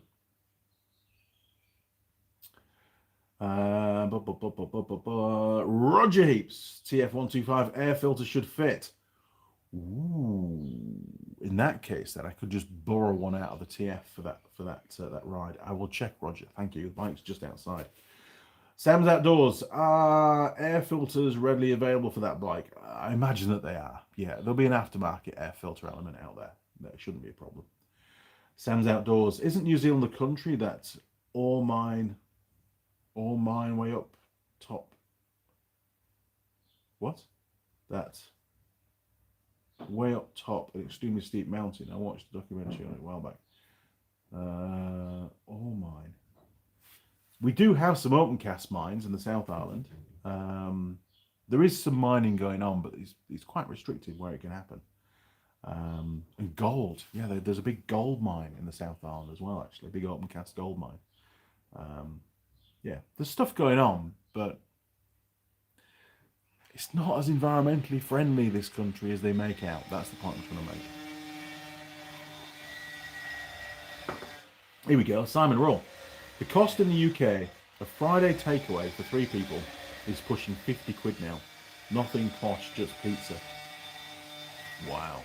There was a time here in New Zealand where it literally was cheaper to buy takeouts, pizzas, burgers, that kind of stuff, KFC. It was cheaper to feed your family with a takeaway meal than it was to cook at home. Both have gone up astronomically. Takeaway meals now are pretty damn expensive. But saying that, going to the supermarket is also very expensive as well. You don't get a lot for $100 now. In actual fact, if we go and do a monthly shop, easily $450 and up. If it's a big shop, it could be $600-700 for one shopping trolley of food and domestic requirements. Crazy expensive, really is. Jim Haynes. Oh, you skipped my uplifting message. Oh, sorry, Jim. Hang on, let me uplifting message.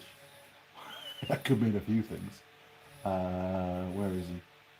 Mr. Haynes. Kind of scrolling back.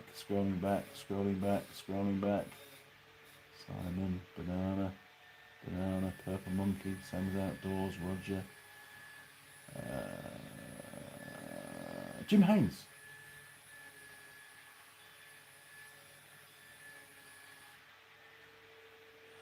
Oh, I've got the one about the lights. Where's the other one? So it must be since then, right? After the lights one. Sorry, people. Bad admin on my part. It's easy to miss stuff though.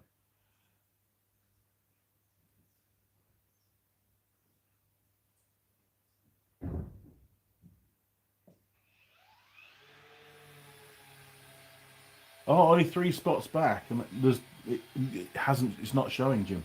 It's not. Ask me again, maybe in a slightly different way. Maybe it won't disappear. 3 spots back.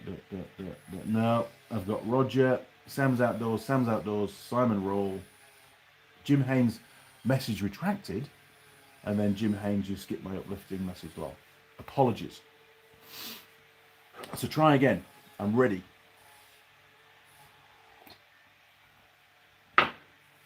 I wonder if YouTube did block it then.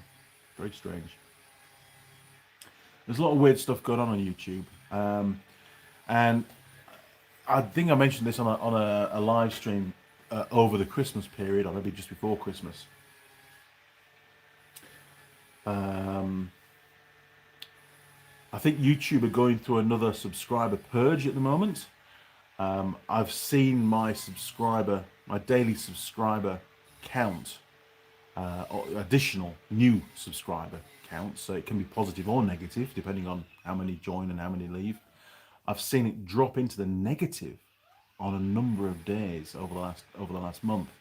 It sort of bounces back to some extent, but I think YouTube are going through any sort of accounts, dead accounts and stuff, and killing them all off, and that's really slowed down the gain in subscribers for the channel over the last 4 or 5 weeks. As a creator, really concerning. You know, I want to see us get to that 100,000 as soon as possible, and to see a day where you're actually in negative subscribers, it's like, what's going on? Really? That's horrific. Am I doing something wrong? You know, I don't know. I wonder if any other YouTube creators have experienced the same thing recently, or is it just me? Is it an Andy Mechanic YouTube channel problem at the moment? Some good news, actually. Jim, how's he done? Sam's Outdoors. YouTube blocked it, I think, Jim. It came and went when I see it. Nothing showing waiting approval. Thanks, Simon. I don't know what's going on, Jim. I really don't. But some good news. So I gave Mrs. Mechanic a challenge to do with the new PC and essentially the NAS storage system we've got now. Still nothing yet. Where she's working her way through all of the standalone hard drives that we've put all the rushes on, and all the final videos exist on those before they get uploaded to YouTube, and all the Power Director files, which is the editing files, and all the thumbnails and any material that have been used, graphics and stuff within that video. We're reasonably organized, but it's been scattered across many different hard drives over the years. And Mrs. Mechanic's been loading all of that into this big storage system we've got now, this RAID system, for each video, you know, putting all the associated files in one folder and some subfolders within that. It's a massive undertaking. There's nearly 1,000 videos. One thing that's come to light, amazingly, and I don't know how it's happened, but there are videos that I have filmed, you know, over the last 9 years, which have never been edited. The rushes are there. The video isn't on the channel. Even as a hidden video, it's not on the channel. There's no editing file, and there's no final rendered file. It just hasn't been edited and launched on the channel. So once Mrs. Mechanic has finished getting all the files off these 9, 10, 12 separate hard drives and get them all onto the NAS, she's making a list as she's doing it now, the ones that she thinks haven't gone out and haven't been edited. She's going to work through those videos and get them edited up so we can get those out on the channel. So you're going to start to see, weirdly, a much younger Andy popping up in videos that are getting released on the channel over the next couple of years, probably. I don't know how many there are yet, but you're going to, oh, what's going on there? Also, 1 or 2 videos that have been released have been demonetized. I mean, one of them was the Makita impact wrench, the big one we did at the first video, measuring its torque, and then I think I did a follow-up video with Sam. The one with Sam it got loads of views, you know, probably 500,000 views or something stupid, and then it got demonetized, and it just flatlined as regards views for some reason. Whether YouTube sort of hid it away in the background and didn't show it on any searches and stuff, I don't know. I don't know the reason why. It has the same intro and same credits as many of the other videos at that time. There's no music in it. There's no swear words in it. I don't know what happened to that video. So the plan is for videos that fall into that kind of category, which were really popular, but then just just basically went to 0 views or 1 or 2 views a month. We're going to re-edit that video, give it the new intro, give it the new credits, and then re-upload it. And then I probably won't delete the old video, but we'll put the new one up and probably edit it in a slightly different way, just to get that information back out there and give the video another chance. I think it was demonetized wrongly, but again, I've got no communication link with YouTube at the moment, being a small creator, so that's the only way I can go around it. So we'll see. So if you start to see videos like that pop up, that's the reason why. You know. Now then, where do we get to?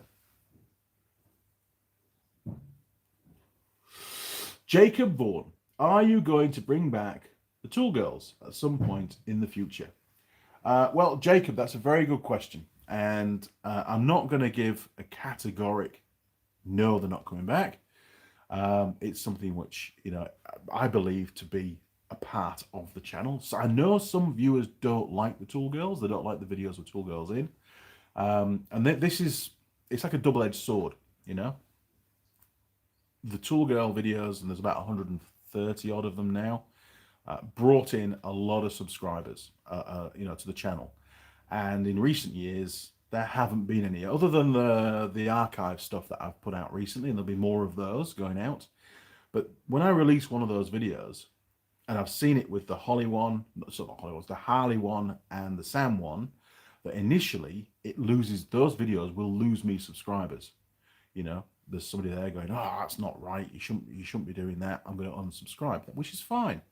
But then over time, those videos then gain definitely more subscribers for the channel, and people enjoy, you know, the core or a proportion of the viewers of the channel enjoy those videos going out because you know, it's unseen footage, right? It's interesting stuff, and it's great to see the Tool Girls again. And that footage has only come to light through the process that Mrs. Mechanic's been doing, copying the files. Will I bring them back? I don't know at this point in time. The biggest problem for me is now the new workshop location. We've been here now for 4-5 years in this workshop.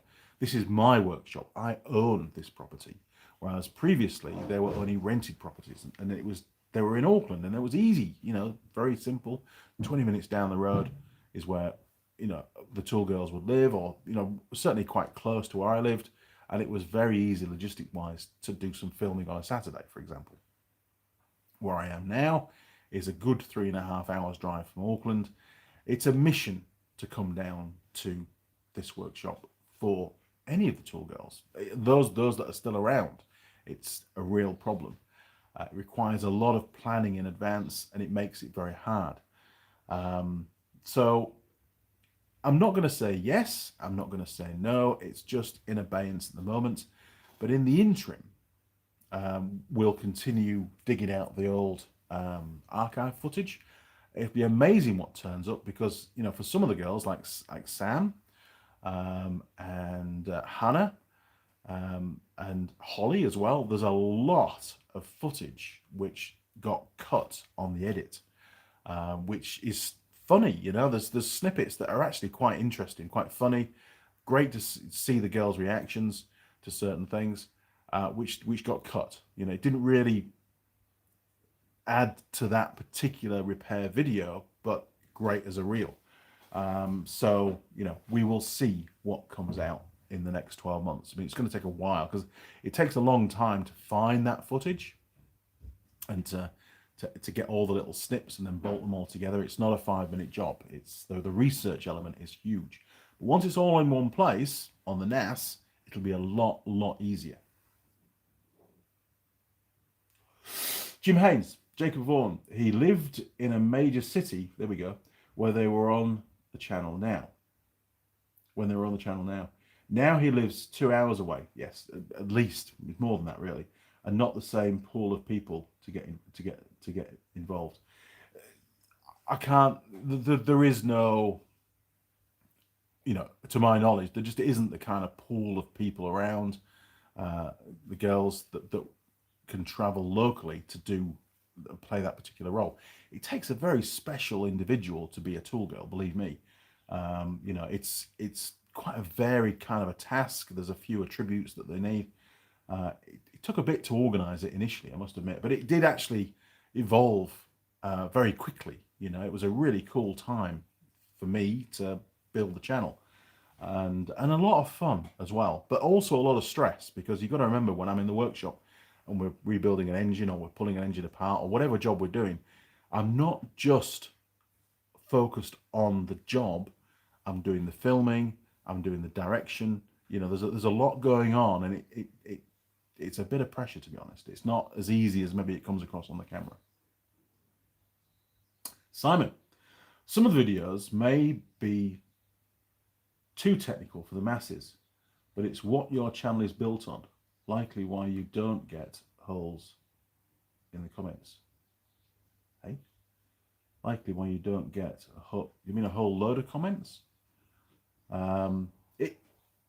It's almost like having competing audience. You know, one part of the audience loves the tool girls, and the other part of the audience that really likes the technical videos doesn't like the tool girls, and the guys that watch the tool girl videos and the girls that watch the tool girl videos don't like the technical videos. It's a bit of a balance, and it's something that I never really considered when I first started doing it, but it's become quite apparent now. So it's a bit of a juggling act, and you know,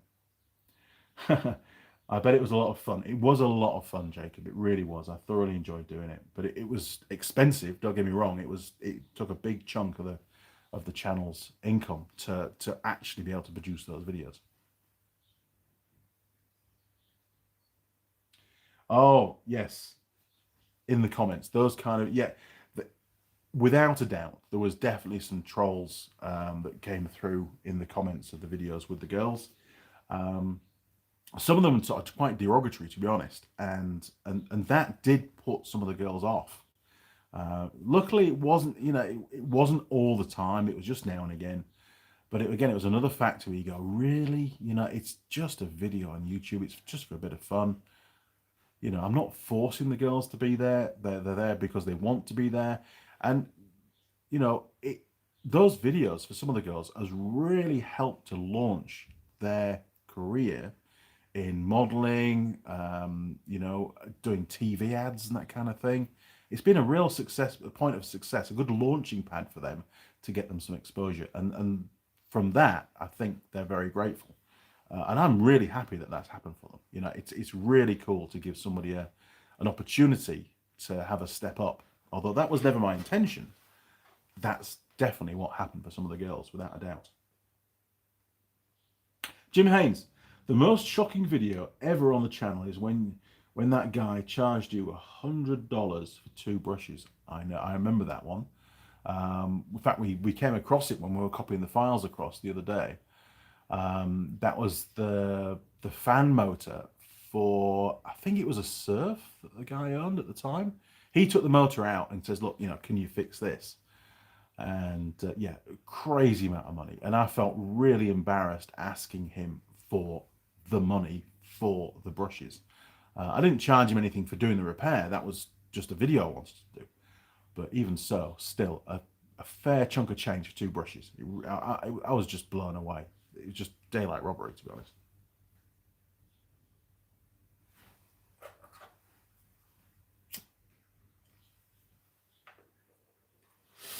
I wonder if the tool girls had to be interviewed beforehand, lol. Always loved the channel. Been here for like 5 to 6, maybe 7 years. I was really young. The channel there's been videos going out for, I think, 9 years. It's been a long, long time. It really has.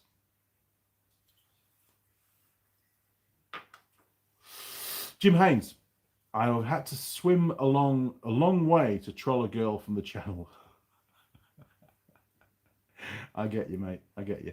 I thought it was a Toyota something, but it's been a long time. I think it was a Toyota Surf, which is a derivative of a Hilux, basically. Hilux pickup. But it was a long time ago. I think it was probably 8 years ago. Probably. A long, long time ago. But it was interesting, you know, and it was a success. It went back in the vehicle and it worked fine and everybody's happy. But it was a chunk of change. If it was $50, you go, okay, you know, fair enough. $100. No, no. But I had no choice. You know, he wanted it fixing, and you know, if I'd end up paying for some of the cost of the brushes, then maybe I did. I really don't remember, to be honest. But at least it fixed the problem, you know. And I suppose $100 to fix the cooling fan motor, sorry, the heater fan motor problem, the blower motor, is overall as a package deal probably not too bad because there was no labor content, you know. So no, I suppose overall it was easy to swallow, but the poor look on his face was just like, how much? And I'm like, I know, crazy, crazy. Um, Sam's Outdoors. Hopefully, the channel is around for many more years to come.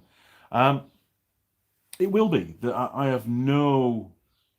I don't run the channel to earn money. All right, I don't. I mean, eventually, when I retire, then yeah, the monetary income element will be nice, living and all that kind of stuff. But at the moment, I don't. You know, whatever the channel earns goes back into the channel. It just buys equipment and tools and materials and whatever else, pays for gas for the MIG, that kind of thing. I probably at this stage, I probably do subsidize the channel a little bit. You know, pay the extra bit that needs to be paid. I mean, we've got this Linesman's bike project coming up. I can tell you now that the revenue that those videos will earn over the next 5 years at least will not cover the costs of all the parts and so on that are going to go on that bike. It's a you know, it's done for the love of doing it, to be honest. Now, those videos will continue to earn, hopefully forever, you know, for as long as YouTube's around and as long as YouTube keep those videos on. And eventually, at some point, it will tip into the profit side. And, you know, it'll start to contribute towards my income, so to speak.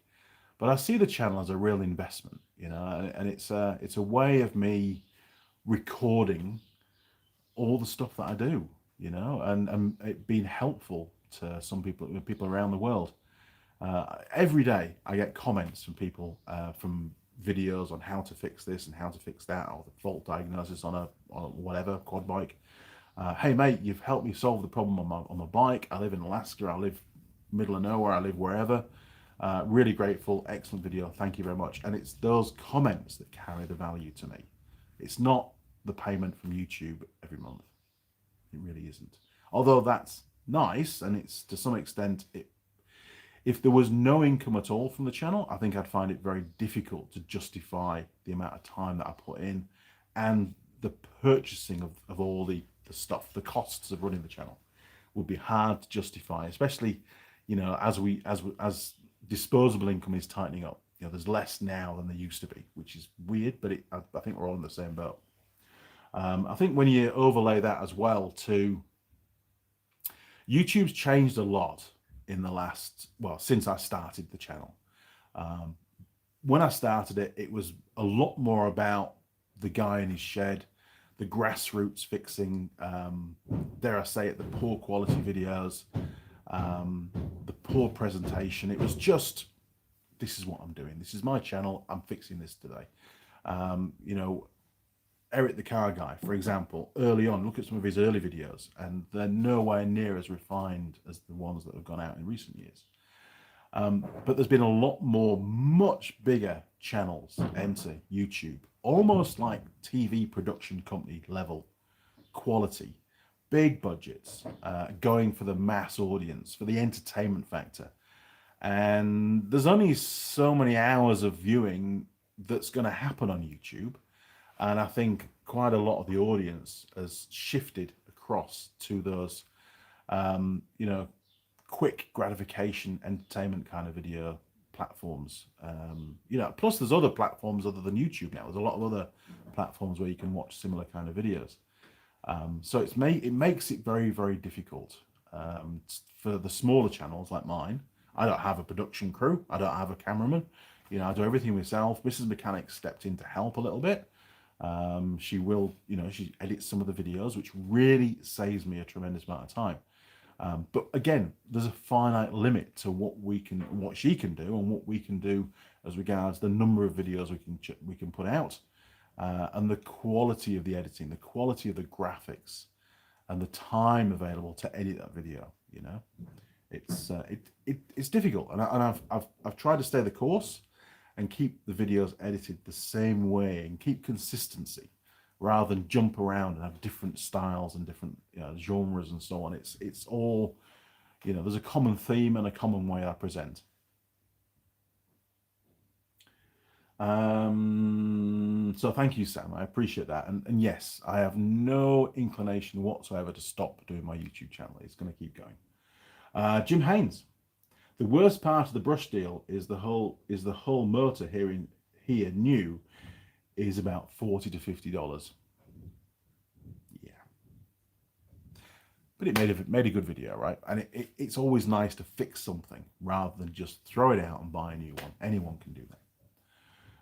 And hey, you might live somewhere where you don't have access to buying a new motor, and you do have to fix the old one. Simon. The OG Tool Girl Harley. Lol. Well, Harley, that's right. Tool Girl Harley. She started it all, didn't she? I'm very, very grateful that she was such a sport, that lass. She really was. And going back to a previous comment, when I originally decided, hey, let's give this a go, I had this plan in my head, a bit of sort of Benny Hill style, comes Toolman Tim, assistant style, and obviously, with the outfit to boot, and the outfit developed as well. As you can see, Harley's there in a bikini, but that's where it all started. And there were interviews before I settled on Harley. There's a video showing 3 girls coming for interview upstairs in a pub in Auckland. Most bizarre. And we did, little electrical tests and stuff to see how they cope using a meter and how they responded to camera and that kind of thing. And I found that Harley was far more suited to being in front of a camera. You got to remember these girls. The background was photo shoots, which is very, very different. They can take a pose, they can set a pose, and then they get some shots from that particular pose. When they're on moving images, video like this, it's much more worrying for them. They're being filmed from all angles, and they sometimes they can be quite brave to do that, to be honest. So there was all of that, planning in the background, and I enjoyed doing it. But it was like, ooh, this is a whole new beast for me. Is this? I'm not sure. Do I have the skill set for this? Am I asking the right questions? How do I direct the girls? I mean, I've never directed anybody before. I'm not a filmmaker, but that's exactly what goes on now. Because you want to get the shot, right? You want to get the shots. Jim Haynes, it was good for video show about the fan motor. Thank you, Jim. Hang on, we've jumped one. Simon, in 40 years, when the knowledge from the video that can't be put out now, the knowledge will be invaluable for people restoring bikes. I hope so. I mean, you all know that there's a wealth of videos that I've made that haven't gone public, and I continue to make those videos. Again, it eats into the time. I mean, I could just say, forget that. Don't bother doing that. Just focus on the here and now. But that's sort of my legacy. That's what I can bring further down the line. And we were talking about Ben earlier on, and doing these e-bike videos and bicycle videos. He has a wealth of knowledge, way more than I do on those vehicle types. And I think it'd be really good for him to capture some of that knowledge. Sure, some of those videos were really helpful here and now, and we'll get more views and that kind of thing. And it builds Ben more of a presence on the channel, because ultimately, at some point in time, Andy, me, won't be making videos anymore for whatever reason. I'm not going to go into details. Who knows what the future holds? But at some point, I have to pass the gauntlet. And to bring Ben in now, and for Ben to start making his own videos, he can then continue the channel. It can go on to the second generation, and he would then benefit from the income from the channel. It's something that I have to think about. But let me say now, I have no inclination at all at this point in time to pulling out of making my own videos. But at some point I'm going to retire, and then I'm going to get too old to do it. Who knows what's going to happen, but having Ben's presence will, I think, give the channel another dimension, another boost, and a wider audience for those particular videos. Andy rambles on, but I think you get the point.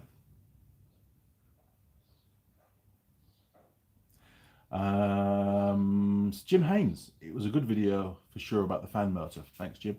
Sam's Outdoors, yes, Andy, I could see you repairing an electric drill instead of buying a new one. That's why I like your channel, that kind of content. We did some grinders, some Makita dry grinders, replaced an armature on one of them, some brushes on another one. And those tools, one of them certainly is still in use now. The other one, I think, failed and needs some more repairs, and it's in a little box. I've kept it. It's in a box. It's a video for the future. And I'll get around to it, because you can never have enough grinders. It saves time changing discs and stuff. And I'll get around to it. Jim Haynes, inflation and taxes are working on all of us, for sure. You guys are getting killed on stuff in New Zealand. Things are really expensive here. They really are. And it's not slowing down. The gap between salary and inflation is just growing year on year, and it's really putting a squeeze on a lot of families these days. It really is. Roger Heaps sent a message on Messenger. The puppy we're keeping with his mother. Oh, nice. Hang on then, Jim. Sorry, Roger. Bear with me. It's always nice to have a puppy update. Oh, look at that. So mum's in the background, puppy in the foreground. Look at that. Nice. Great that you got them both to sit for the camera. Right, we'll get you set up. Here you go. You sit there. Look, mum. Right, puppy, sit still. Good job, mate. Good job. Looking forward to coming down again and catching up with your new puppy, to be fair. Right, where do we get to? Jim Haynes. All manual lathes here in the US are only NOS parts. You can buy a lathe for, you can buy for a very few brands that somebody specializes in, as most companies are long gone. Getting spares for lathes, even in New Zealand, is hard. I mean, I went to go and get a new chuck for the Boxford because it's pretty knackered, to be honest. It's worn out. The spiral drive at the back's got big chunks missing. It needs to be replaced. And I wanted to get a 4-jaw chuck for it as well. And the guy, I said to the guy, it's a Boxford, blah blah blah, and he does a bit of research. He says, oh, it's a thread-on chuck. I said, yeah, thread-on chuck. Yeah. No, we don't have anything for one of them. I'm like, really? Well, the Pikel lathe that I've purchased, the new one, Lemmy, that's a thread-on chuck. I don't have a 4-jaw chuck for it. I've got a 3-jaw and I've got a faceplate. But again, I might have to try and get some kind of adapter that provides that locks into the thread on the shaft, on the main shaft, and then you can then bolt a modern chuck to that. I don't know yet. Luckily, the chuck that it comes with has done hardly any work. It's like new, but I suppose I should explore that avenue sooner rather than later, because parts are only going to get harder to come by year on year. So that's something else I've got to think about. But I've sort of had that in the back of my mind because I didn't know whether I was going to get the lathe or not. And it's still not here yet, right? Until it's in the workshop, I can't be 100% certain that it's going to be in the workshop, if you know what I mean. Aaron Cohn Webb. More Jimny videos, please. I also have one. Excellent stuff. There will be more Jimny videos. The next one, like I say, will be fitting how to fit manual freewheeling hubs to your Suzuki Jimny Gen 4, because that's not as simple as it used to be on the older Suzukis. There's a bit more involved. There's a spacer plate to put on and make the gaskets and that kind of stuff. But definitely a big improvement, and it'll improve road handling as well. it might help to get rid of some of that jitteriness on the road. I noticed that with Eloise's new Jimny, standard spec, no lift kit, standard tires, 100 k's an hour. It's still a little bit jittery on the road as a brand new vehicle. So obviously inherent to the design. She's got the same auto hubs on hers as we have on ours. So I think maybe freewheeling hubs might help to alleviate some of that, stop the vehicle tracking so much on the road. Maybe, I don't know. Simon, coming down and coming back with a puppy. Ooh, don't. No, too big. It's gonna, honestly, it would take over the sofa. It can't happen. I keep saying this. I can't. It just can't happen. It's too big. Too much food. Cost of living. You know. I don't know how Roger does it. Jim Haynes, did you find anything about the Suzuki and the stability ABS lane departure yet? No. I've reached out to Steve at Simply Diagnostics. Steve, you're awesome. You'll like that. Steve has responded back. He says, look, let me talk to some of my mates, and I'll come back to you with a scan tool that's best suited for that model and one that can give you access to those systems that you need. So that's work in progress. At the moment, I'm focused on getting the freewheeling hubs fitted because I've got those. Then we can I think we can monitor the situation. You know, we'll start using the vehicle again and see if it does it again. You know, it probably does it once every 20 hours of driving, maybe something like that. It's pretty infrequent, but we'll see if it does it again. And then once I get the scan tool, which will happen, we'll then check for codes and see what's going on and see if it gives us the ability to change the sensitivity of the system. If it does, we'll knock it down to as near damn zero as I can get. And then maybe the problem will just go away. Simon. Just under a mile away, there is a second-hand machine shop. There is nothing Barry doesn't have in that place. Even oddball taps and dies. Very useful. I haven't found anywhere like that here in Auckland. Just don't seem to exist, unfortunately.